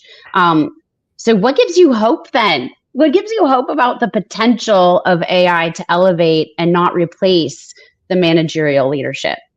Yeah, it was interesting. One of my last projects before I retired from corporate life, and we were running a very large sort of succession management leadership program. And one of the it was a big action learning thing. And one of the questions was thinking about the manager of the future.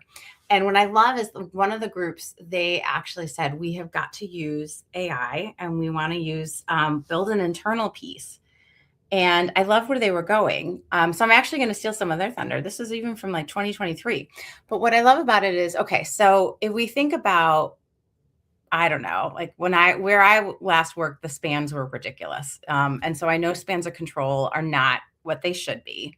So if you have more than 10 people, if you have 15 people or 20 people, and you just don't have the time that you should to be coaching and developing and mentoring, okay, so what could AI do for us?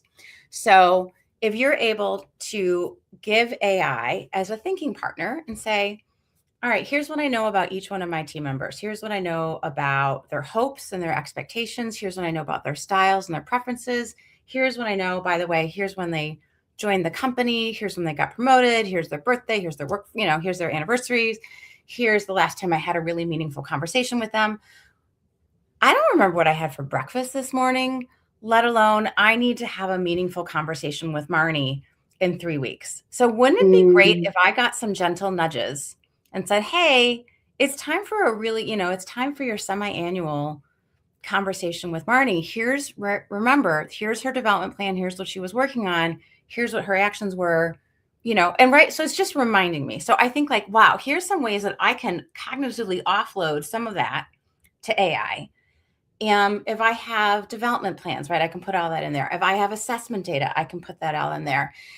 Any sort of, feedback things. Now, again, use your company's data privacy policies as you would, change the names, do whatever, protect privacy at all costs. But in same ways that I, as a coach, as an external executive coach, have started to use AI as a thought partner for me to say, okay, here's the themes from my clients. Here's the assessment data. Here's what I'm theming. Help me think, help me be a thinking partner. The beauty that would allow for a manager.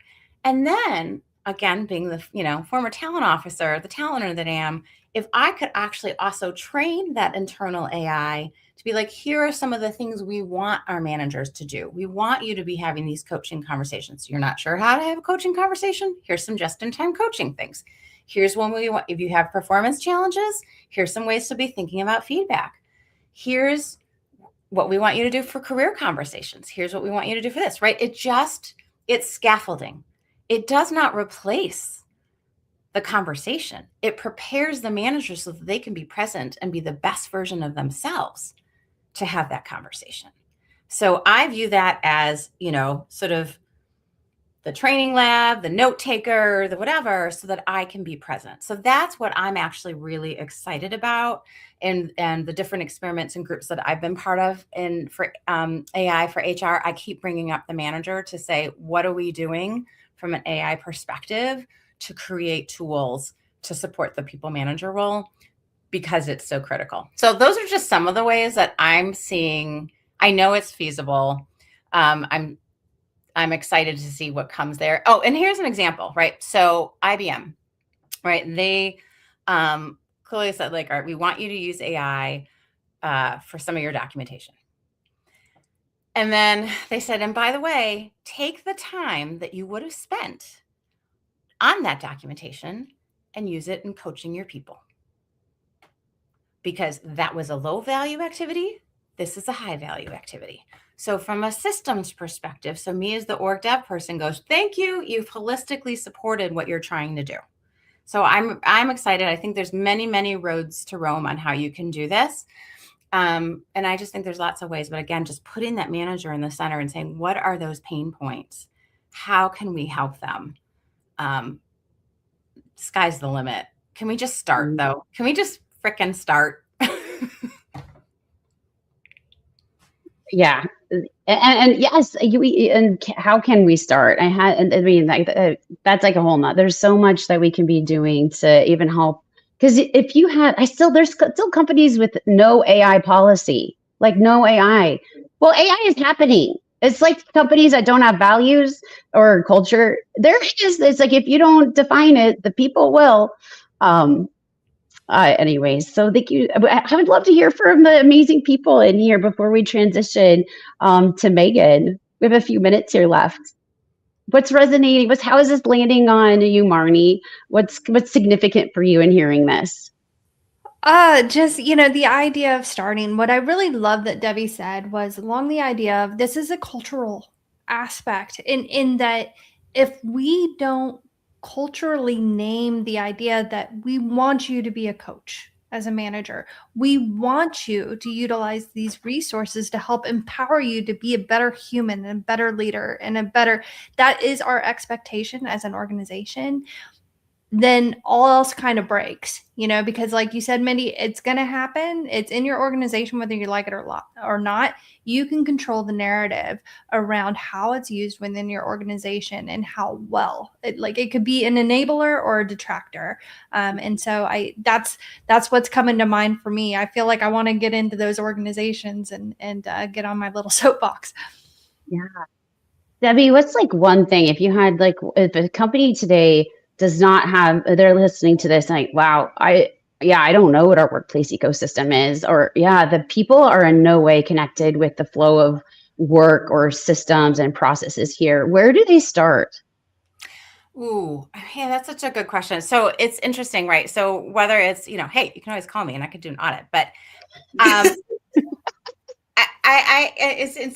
going to share my favorite model in some ways. It's Galbraith's STAR model. And it's funny because one of the first questions you asked me was about org design. So he created it. So Jay Galbraith, Galbraith, I think, created the model in the mid-'80s for org design. And here's the reality is that it is used for strategy work. I've used it for strategy work for the last 5 years, with clients. I've been using it for 20 years.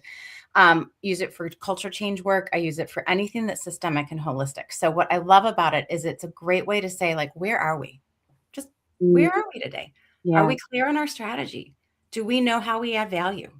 How are we structured? Where is power? How do we make decisions? What are the key processes? What are we rewarding? What are we incenting? What capabilities do we need, right? So we create a star, and then we can say, where do we need to be? Where do we want to be? And what I also love is saying, okay, so if you're clearer about where you are and you know where you want to go, then you can start to build a map. How do we get there?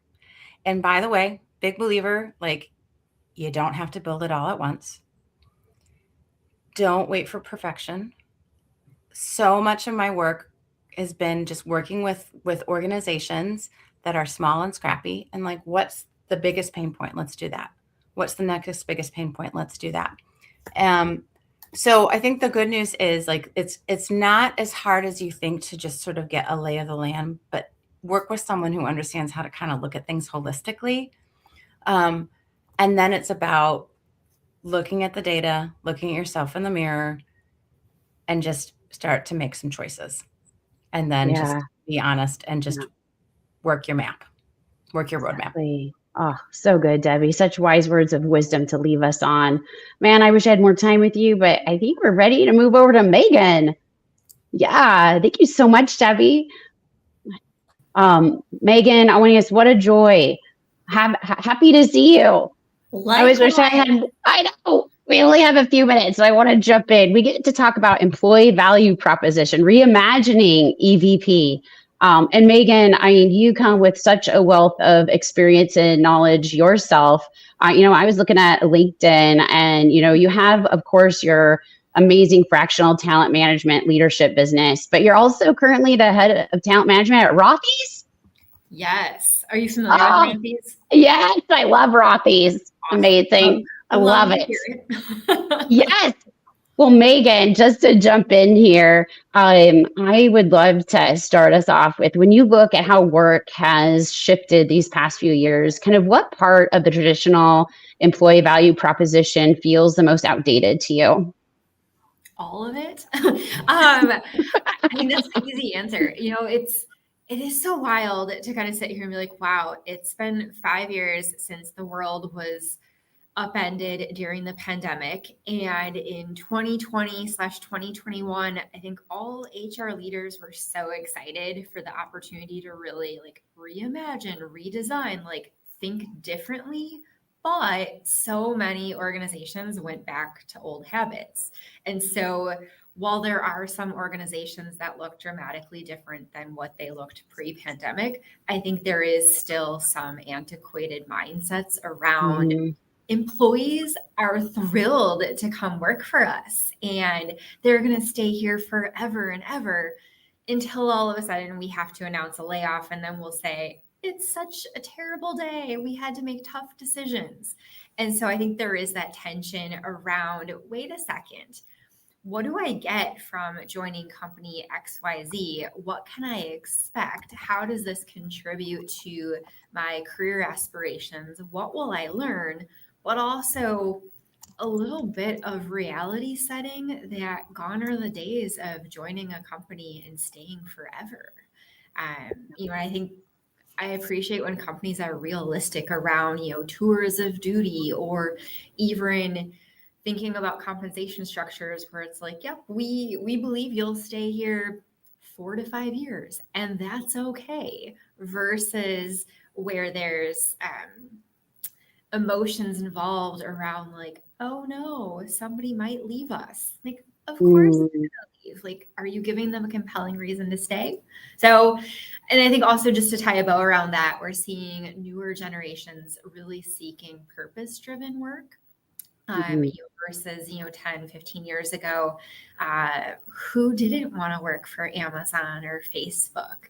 And now, sitting where we are on the cusp of 2026, I think newer generations are looking at this and saying, I want to make a difference. What if you're in a place that is still holding on to antiquated ways, hasn't really seen what's different, we don't know what good is or how it's shifted if we haven't experienced it. So what is what is the new EVP? Like if I'm in an organization that has fully embraced it, how does that look, feel, sound different than the antiquated ways? Yeah. And also, before even jumping there, I think organizations that used to recruit great talent without having to do a lot, right? Where like great talent was just coming to them, have almost like rested on their laurels versus wait a second, we can't just, we're not simply attractive to great talent because of our brand, or maybe we haven't thought about how our brand has evolved. And so looking at like, how do you modernize, like, why should employees come work for you? You know, really tapping into what impact can people have? So that purpose-driven work, how is the organization making a greater impact perhaps on the world? What can people expect? I think also layered in there, it's kind of weird to me that here we are almost 2026 and we're still talking about where does work need to occur. And, you know, there's some notable examples where there's disconnects of what executives say is required and what they're actually doing. Starbucks comes to mind, right? You know, new CEO gets to commute from Long Beach, but all employees need to come back into the office. I think Instagram just announced 5 days RTO on site. Gap Inc. HQ just announced 5 days on site, which 5 days on site in roles that perhaps you're like customer or employee facing just feels mean and cruel. And so with that, like, how do you even recruit somebody like, come work for us? Oh, by the way, you're going to have to commute 5 days a week. I even just had a conversation last week with a friend who his organization is based in California, but operates a strong partnership with the East Coast.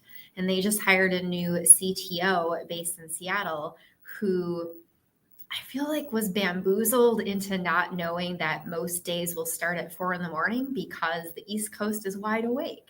And so I think, you know, outlining what does flexibility look like in this organization. It's not just, you know, a peanut butter of like everyone does this one thing. It's what matters for the roles, for the organization, for the impact, and how do you find that like work balance to be an attractive employer versus where companies might be a little too company centric of course you'd want to work for us. We're a Gap. You'll come in 5 days a week, right? Yes. There's so much that I could just unpack there. But I want to layer some AI into this. So what role do you see AI playing in enabling a more personalized or dynamic EVP? I think you nailed it with like personalized and dynamic. I think those are the headline words. And that can be attributed to things such as compensation, such as benefits, right? Like where can you have a suite of offerings knowing you might be employing, you know, a 20-something who's fresh out of college and this is their first job, or you may be employing somebody who this is the last role in their dynamic career chapter, and they're going to want very different things from their employer. And so where can AI help, you know, with some employee listening or provide or looking at how do you surface different recommendations, or what are people wanting, or how do you use AI and like text analytics to better understand your employee population. So I love that like dynamic and personalized. I think that would go a long way versus these one size fits all or one size fits most. You have like a special, like not like a case study, but like something you've lived and walked through and brought to life in an organization, just to kind of make it kind of practical. Like how might we kind of, if we're listening to this, like what's something we could go and do? I really appreciate in what Debbie was saying around like, don't wait for perfection, like just start. And so, you know, wearing different hats. Like if I am a leader listening to this kind of thinking like, why does my team come in? Actually, just yesterday, my company, we had a leadership meeting. It was directors and above. And part of our icebreaker, so we were put into groups of 3 to 4. And our icebreaker was actually in our small groups to talk about why did we join the company and what keeps us here. And then we shared out the themes and captured it on a whiteboard. And what a powerful moment to ask people, go back in time. Why did you join this company? But also, why do you stay? What are the words that are emerging, right? Is it the culture? Is it the people? Is it the products that we make? And how to capitalize on that. And so, if I'm a leader listening to this, wondering, what can I do versus, I'm a head of HR to overhaul my EVP, just a listening tour, stay interviews, really find out what brings you in to work every day. What does that look like? What keeps you here? Is it our awesome benefits? Is it the free shoes that you get every quarter? Maybe, but better understanding, because I think that's where it might emerge any potential disconnects of why you think people join your organization, as well as what keeps them there. You can also look at exit survey data. What are people, as they're leaving, saying? Would they recommend you as a great place to work? What were the things that they found unique? And truly, what's a differentiator? What sets you apart? Who might want to join your organization? So I think sometimes just starting with simple questions and curiosity and being willing to see where it goes. It doesn't, I think sometimes we think oh my gosh, this has to be this really big, long project. And we're going to have to make all these investments, and who knows what people are going to want to ask for. And maybe it's just something that you need to shine a spotlight on, things that are already going well, and you just need to amplify it. Yeah. Oh, and how powerful is that? Is the kind of building even on the coaching. It's about the dialogues that we're having with employees, and how we're tapping into that, and how are we providing our managers with the ability to know how to ask these type of questions. And you say, okay, let's have some stake conversation. I believe it was an organization where they're like, okay, go have some stake conversations. I was like, managers don't know what that means, if they haven't done that before. So let's help them model that and know, when we receive information, what do we do with that? And how do we respond in a two-way dialogue? I love that, Megan. What is something people should stop doing? What is you still can't believe people are doing? And if you could just wave a magic wand, what is something we should really consider to stop? Just stop, please. I love the notion of if you have a magic wand and could just encourage people to stop doing something. Stop touting external things, facts, anecdotes about your company culture that don't resonate. I've been in organizations where what we said we were was very different than how we showed up. And I remember being at a conference where my CHRO was actually talking. And I had this moment where I was like, wow, I really want to work for the company she's talking about, because it is not where I am today. And it was just this dramatic difference around whoa, the culture, the team, the innovation, the creativity, the flexibility, the openness and transparency that you are describing, non-existent to today. And so ensure that there isn't a disconnect of how do you talk about your company externally, to be an attractive employer. So just ensure that it lines up. Right. There was a larger organization. I was talking with someone that they used this mentoring platform. I think it was Terrazzo internally. But they also started using it for people who are just going through the recruiting process that would want to schedule time with any of the employees just to get a sense of, hey, just help me understand even what it's like to work there. And they were able to just book time with employees through that own internal tool that they had been using for mentoring, which I thought was what a brilliant thing to do. Because if you feel strong about your EVP, then and it's consistent across, and people are going to speak about it in the same way. That's like a great litmus test.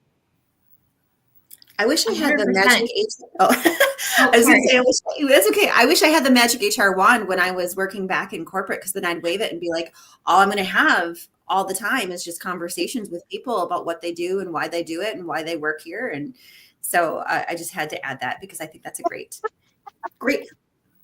Where's the magic wand? Oh.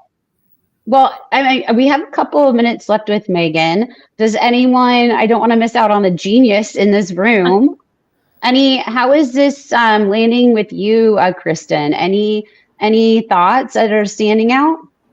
I think I love the conversation around the ability to personalize the employee value proposition and to really understand what employees are looking for and be able to highlight that in your organization, because chances are there's some component of what somebody wants. They might just not be able to see it. So that part of it I really think is important. And I'm with Corrine. If I had a magic Christmas wish, it would be for the HR magic wand. I think that's what I'm going to put on my list to Santa this year. We're all just gonna we're gonna light a candle and put that on our list for sure. Creed, what's coming up for you? Well, I was just typing a note to Kristen here. So we're asking, what's coming up with the magic HR wand, or what's coming up with Just the conversation. With the what? Sorry. I've lost my question because of the wand. We're taking this in a really weird place, Mindy. EVP. We're going back to EVP. I just like in hearing kind of Megan talk through EVP and AI. I was just, wanting to, if you were to, is there another question you had for Megan, or, just like things that you've seen in the work that you've done with HR professionals?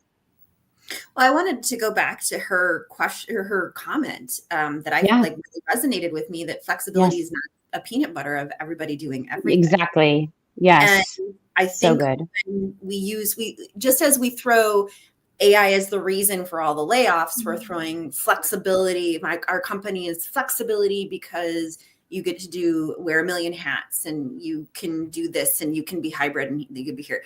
But not everybody wants that. And we go back to what the future of work is. And the future of work is everybody does the work that they want to do, when they want to do it, where they want to do it. And now we're into the type of work they want to do. So we're not 9 to 5s a lot. We're, as Tracy was saying, we're going fractional. We're going chimeric. And so we're adding the type of work they want to do onto that. And any company that can say that our employees do the work they want to do, the type of work they want to do, when they want to do it, where they want to do it, that's a true employee value proposition. Megan, closing words of wisdom while you're still with us in the last few minutes here. Oh my gosh. I was unprepared to have wisdom. You just naturally innately have wisdom, Megan. In upcoming conversations with teams or with your manager, just ask them, like, what keeps you here? Like, what's special about our team or our company? Collectively, it's always nice to hear the positives and like trigger that moment of engagement, right? Like it's almost like when you're dating, right? Like why did I say yes to you? Why did I say yes to you and get married? Like what was that thing, right? Like how do you bring back the spark in your relationship? Well, bring that back into the workplace. Yeah. Oh, thank you so much. It's so good. Magic wands and sparks. Love it. Love it. Well, thank you so much for the conversation. Yes. And happy holidays, everyone. Happy holidays. Happy holidays, Megan. Thank you for joining us. Anytime. Fantastic. I loved the conversation, and I think we're getting to a really interesting place where we started with AI. We were AI heavy in the beginning. We've pulled that thread all the way through. We're starting to talk now about the impact to our actual employees and how we personalize some of that. And we're really lucky to be joined now by Jessica. Jessica and I are going to have a conversation around the human forward concepts around 2026 and how we want to pull all of that into the conversations and the work that we're doing. So welcome, Jessica. Thank you so much for being here with us. We're really excited to have you. So I'm wondering if you can just go ahead and give us a short introduction of yourself. Absolutely, Kristen. Thank you so much. And Corinne, thank you so much for having me again. I always love this and love being on the show. So my background is well suited. My current job confuses people. So let me just give you a little bit of scoop there. So my background is definitely in the people space. My current job is I am the COO and have been the COO for about 2 years now of a technology company. And I always say that I think that companies are missing out, not looking at their talent bench from their CHROs or their chief people officers or their chief operating officers. My job as a COO is I oversee everything HR and people. I have operations and IT. I've got finance, product, and marketing. And this has come about through a series of events that I could never have planned in my career. But one of the things that I think is, so I work for a company called Very. We're a technology company. We build connected hardware devices for other companies, and we use AI every day. So I'm an early AI adopter. I've been using it for years. I spend hours a day using AI tools. And it was so interesting when we were thinking about sort of like, what are some of the big topics? What do I think are going to be like differentiators coming into 2026?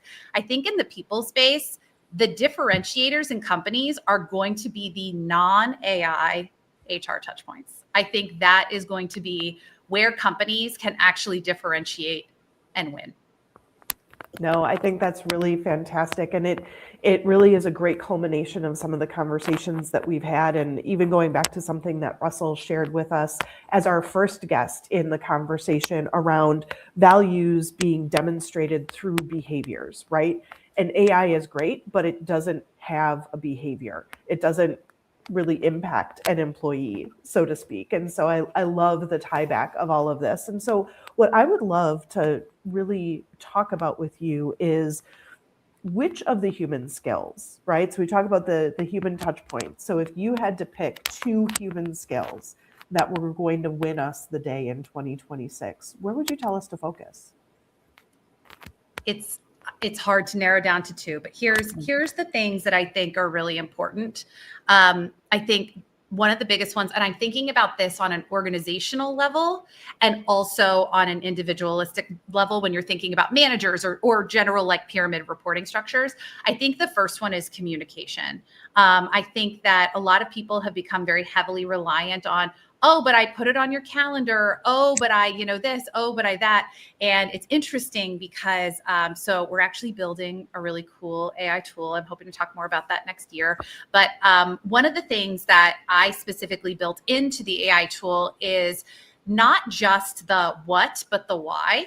Because I think that's one of the things that AI misses a lot of times. And I think it's one of the things that humans, particularly leaders, have to get really good at, is bringing people on the journey. And so that communication skill multi-directionally. So there's the communication of being able to say clearly, here's what we're doing. Here's why we're doing it. Now, ask me questions and let's have a dialogue. Because I think that's another piece where I think a lot of people have been left feeling kind of quite lonely, honestly, in the AI era at work. Is I think a lot of people feel like communication is one directional. They're told, if you have a question or a comment, drop it in the chat, put it in the Slack thread. And it's like, yes, great. Thank you. Can we talk about it? Like, can we have a conversation? And I think about the most meaningful points in my life and in my career. It's when I could just sit down with a person, look them in the eyes and say, as 2 people, let's have a conversation. Let's talk about it. And so I think that is by far, and I worry that as some leaders become more and more heavily reliant on these types of AI tools, that they're losing that capability. Because I think one of the things that we know that AI doesn't do well with is nuance. You have to know that person. So I think that's my first one is communication. The second one is not going to fit into one of our nice clean buckets that we love to have on some sort of like behavioral matrix, but it's something that I live out as a life mantra. And I think the second piece is meet people where they are. And again, I think this is a big piece of the nuance where AI is going to say, if you are this and you have this, you should be this, and that's it. And it's like, there are so many. I just talked about this recently. I just had a conversation, actually. So we're just wrapping up review cycles. And even though I'm the person who's always like basically creating the performance standards, my position with people who report to me is always, when we get to this point in the year, what do you want to accomplish the next year? And they'll be like, oh, here's my, the goals that I have professionally. I'm like, no. What's the next year look like for you in your life? Are you a parent with a toddler? Or is this a big year for you growth professionally? Do you have certifications you want to work on? Are you training for a marathon? What are the things? Because I think back at the points in my career where I needed the most help. No one asked me those questions. And for me personally, there was a couple of moments in my career where I really needed them to ask those questions. Hey, it seems like there's other things going on that aren't at the workplace. What do you need? How can we help you? And I think as we think about, I just saw, it was crazy. I haven't read the whole article, but it just came out this past week that the feedback from Gen Z right now is they would rather be unemployed than working in most workplaces. And you think, why? Why? What are you going to do? Sit at home, scroll TikTok all day? Because I think innately people want a sense of purpose. But I think the big thing is no one's meeting them where they are. They're saying, here are the things that I want from a workplace. I jumped in I just heard the very end of the last conversation, but I want to have flexibility of where I'm working or when I'm working. And if I'm creating the output and the impact that's necessary, why are you counting my badge swipes? Why are you worried about that? When that's what I'm saying. So I think there's a lot of this where it's like meeting people where they are. I personally think the worst performance review I ever got in my life was after I had my son. I had been back at work for 3 months. I probably hadn't slept through the night in the year. And all I heard in my performance review was, well, you're inconsistent. This isn't the Jessica that we know. And I was like, not one of you stopped and said, what can we do to help you? You're a brand new mom. What's going on? How can we make this better so that you can do all the things in your life? No one said that to me. And I just think that when we think about these AI tools and these conversations that are performance-based and extremely rigid because they're based on a matrix, you are losing the humanistic aspect of it. And that's a piece that I think we've got to really think about. How do we talk to and train managers and leaders in meeting people where they are? And it's not saying that you change the standards. I think that's what people lose their minds over. Oh, but then you're changing this. You're not changing the standard. You're helping people meet the standard by finding out what is important to them, what are they trying to achieve, and how do we build this together? And it's being really collaborative. So I think if I had to pick two, sorry, that was a lot, but I think it's one, it is that communication. And then two, the one that I can't fully define, we'll have to come up with a coin phrase, is this concept of meeting people where they are. Mm-hmm. And you mentioned kind of training leaders and managers to do that. So what processes have you either put in place in your organization, or do you recommend other organizations are putting into place to actually do that and have those two things kind of running in parallel? Yes, it's the technology and AI, but it also means more of this. Mm-hmm. Okay, this is the most ridiculous thing, and it's so basic, but I feel like we've lost it. I always tell all of my leaders, I cannot tell you that it gives it away if I tell you who I yelled this at this week, is stop sending emails and Slack messages. Have a conversation. So that's one of my biggest things, is I feel like everybody's like, well, I sent it to them in an email. And I'm like, oh, guys, come on. Get on a call with them, or if you're in person, meet with them. So I think that's one of my biggest things. And I know it sounds so silly, but like, I feel like right now we are back to basics. So like, stop, have a conversation, because this whole, like, I'm sending them a DM, or I was chatting with them in a Slack thread. It's like, no. So like, I think there's like the piece of what you're asking for is more like systemic, organizational, but like I'm saying, like, we have got to get back to basics first. And I think we have somehow lost like that, just have a conversation with people, ask them, and so that's my other thing. Right. Ask questions. And so what I actually train a lot of our leaders on is actually that process of asking questions and where the boundaries are. So we talk about that. So like, you don't want to push beyond a boundary. Listen, be there and be open.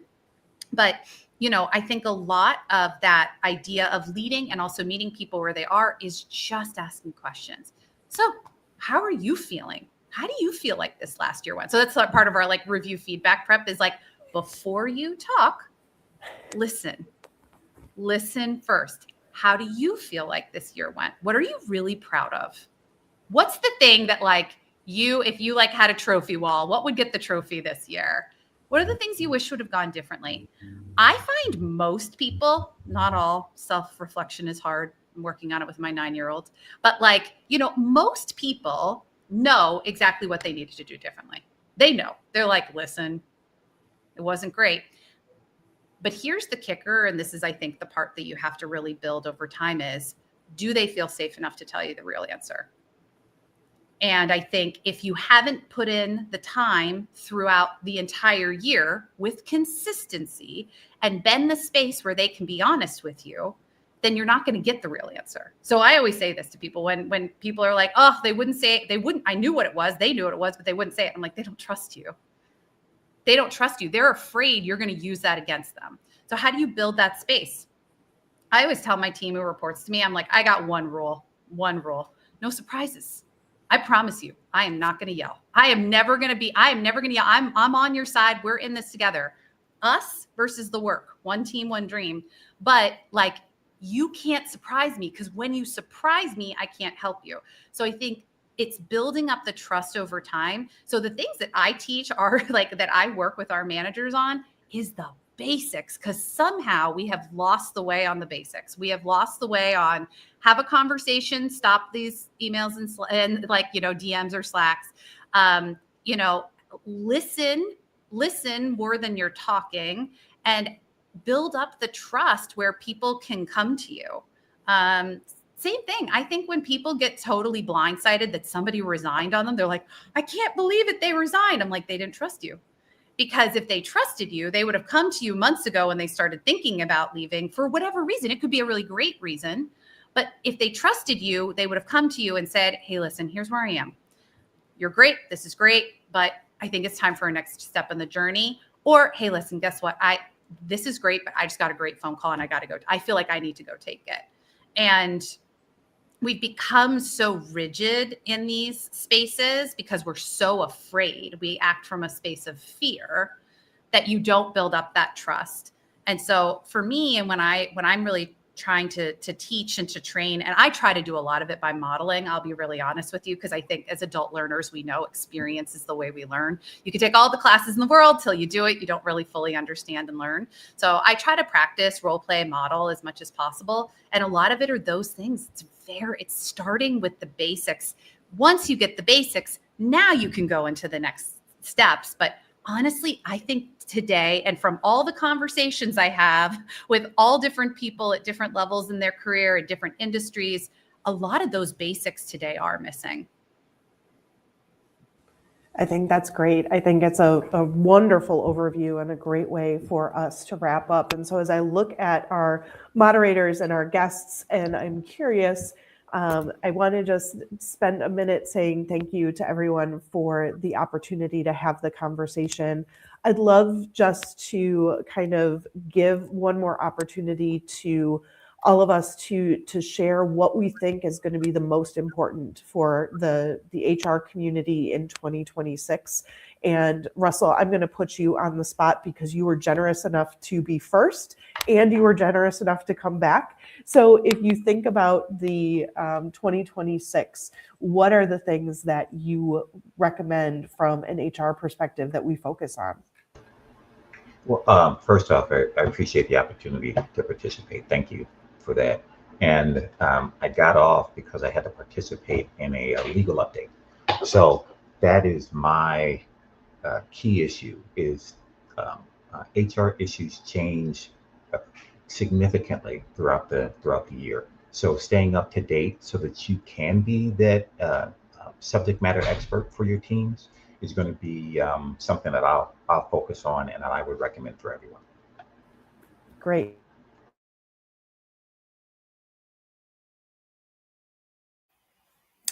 I think we might have lost Kristen's mic. So I will pick Marnie next.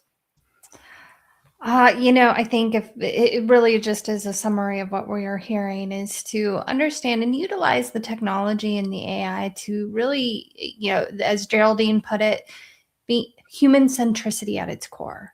So if we're going to adopt AI and we're going to evolve and enable our teams to utilize it effectively, let's keep that human centricity at its core, create the space for us to be more human-centric, for us to have the coaching conversations, for us to be more productive in what we want to do. And I think if we keep that human centricity at its core and keep reminding our leaders that they should keep the human centricity at its core, I think we'll be pretty successful in our roles next year. Okay, Mindy, what do you think? Building on Marnie, this is the time. So many organizations have not had people in the strategic conversation, the human part. They have not aligned people, workflows, and process and technology. They have not. And now is the time to start doing it. We have got to be talking about our people. So that is my hope, that as our HR leaders is to, if they have not been in the dialogue, is to start asking some powerful questions. Start asking the questions around people because those conversations haven't been happening. Ignite those conversations. Start asking those powerful questions. So to create the self-awareness, we were talking about coaching questions. Have people start to pause and start to think about the people. Kristen, you're back. I'll let you hand it over to you again. It sounds like we are just continuing that part of the conversation. And so I think we have absolutely heard from Jessica in terms of the focus for us for 2026. But Corinne, as you have pulled this group of people together every year for the past couple of years, and you have gone ahead and facilitated the topics that we've talked about today, what is it that you see us needing to be focused on moving forward? Well, I think be chimeric.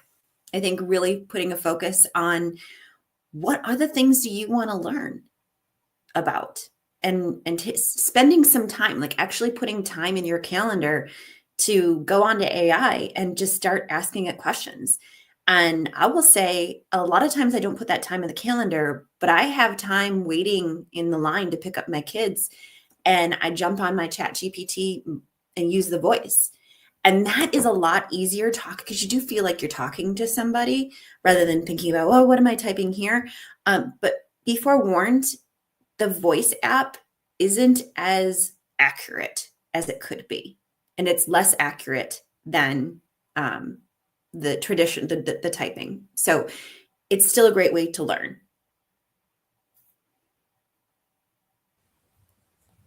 Wonderful. We've had a ton of different conversations, and Corinne, I want to give you the opportunity to wrap up if there's anything that you would like us to have as a takeaway when we think about it.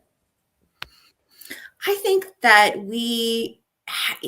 I'm not sure who mentioned it. I think we all mentioned it. Maybe it was Debbie actually, that 2025 was just kind of a crazy, heavy year. We we didn't think this was all coming.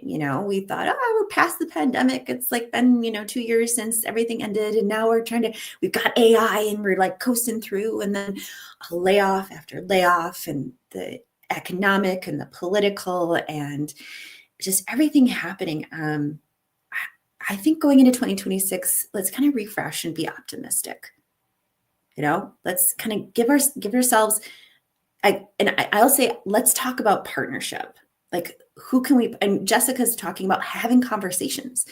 Who can we, partnership is not just like, oh, we have to just be all business, but like, let's partner with each other. Let's see, 1 + 1 doesn't just equal 2. It can equal infinity if we give it the possibility to do that.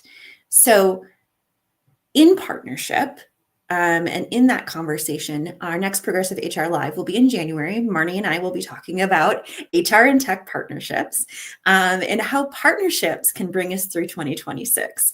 So I appreciate you all, audience. I appreciate you for joining us month after month, year after year.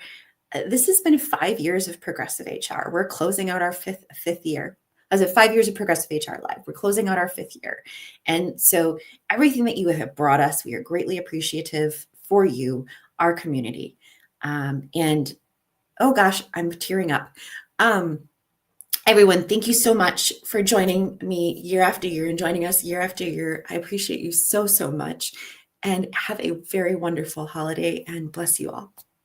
We love you. We love you. Yep. Thank you. Corinne.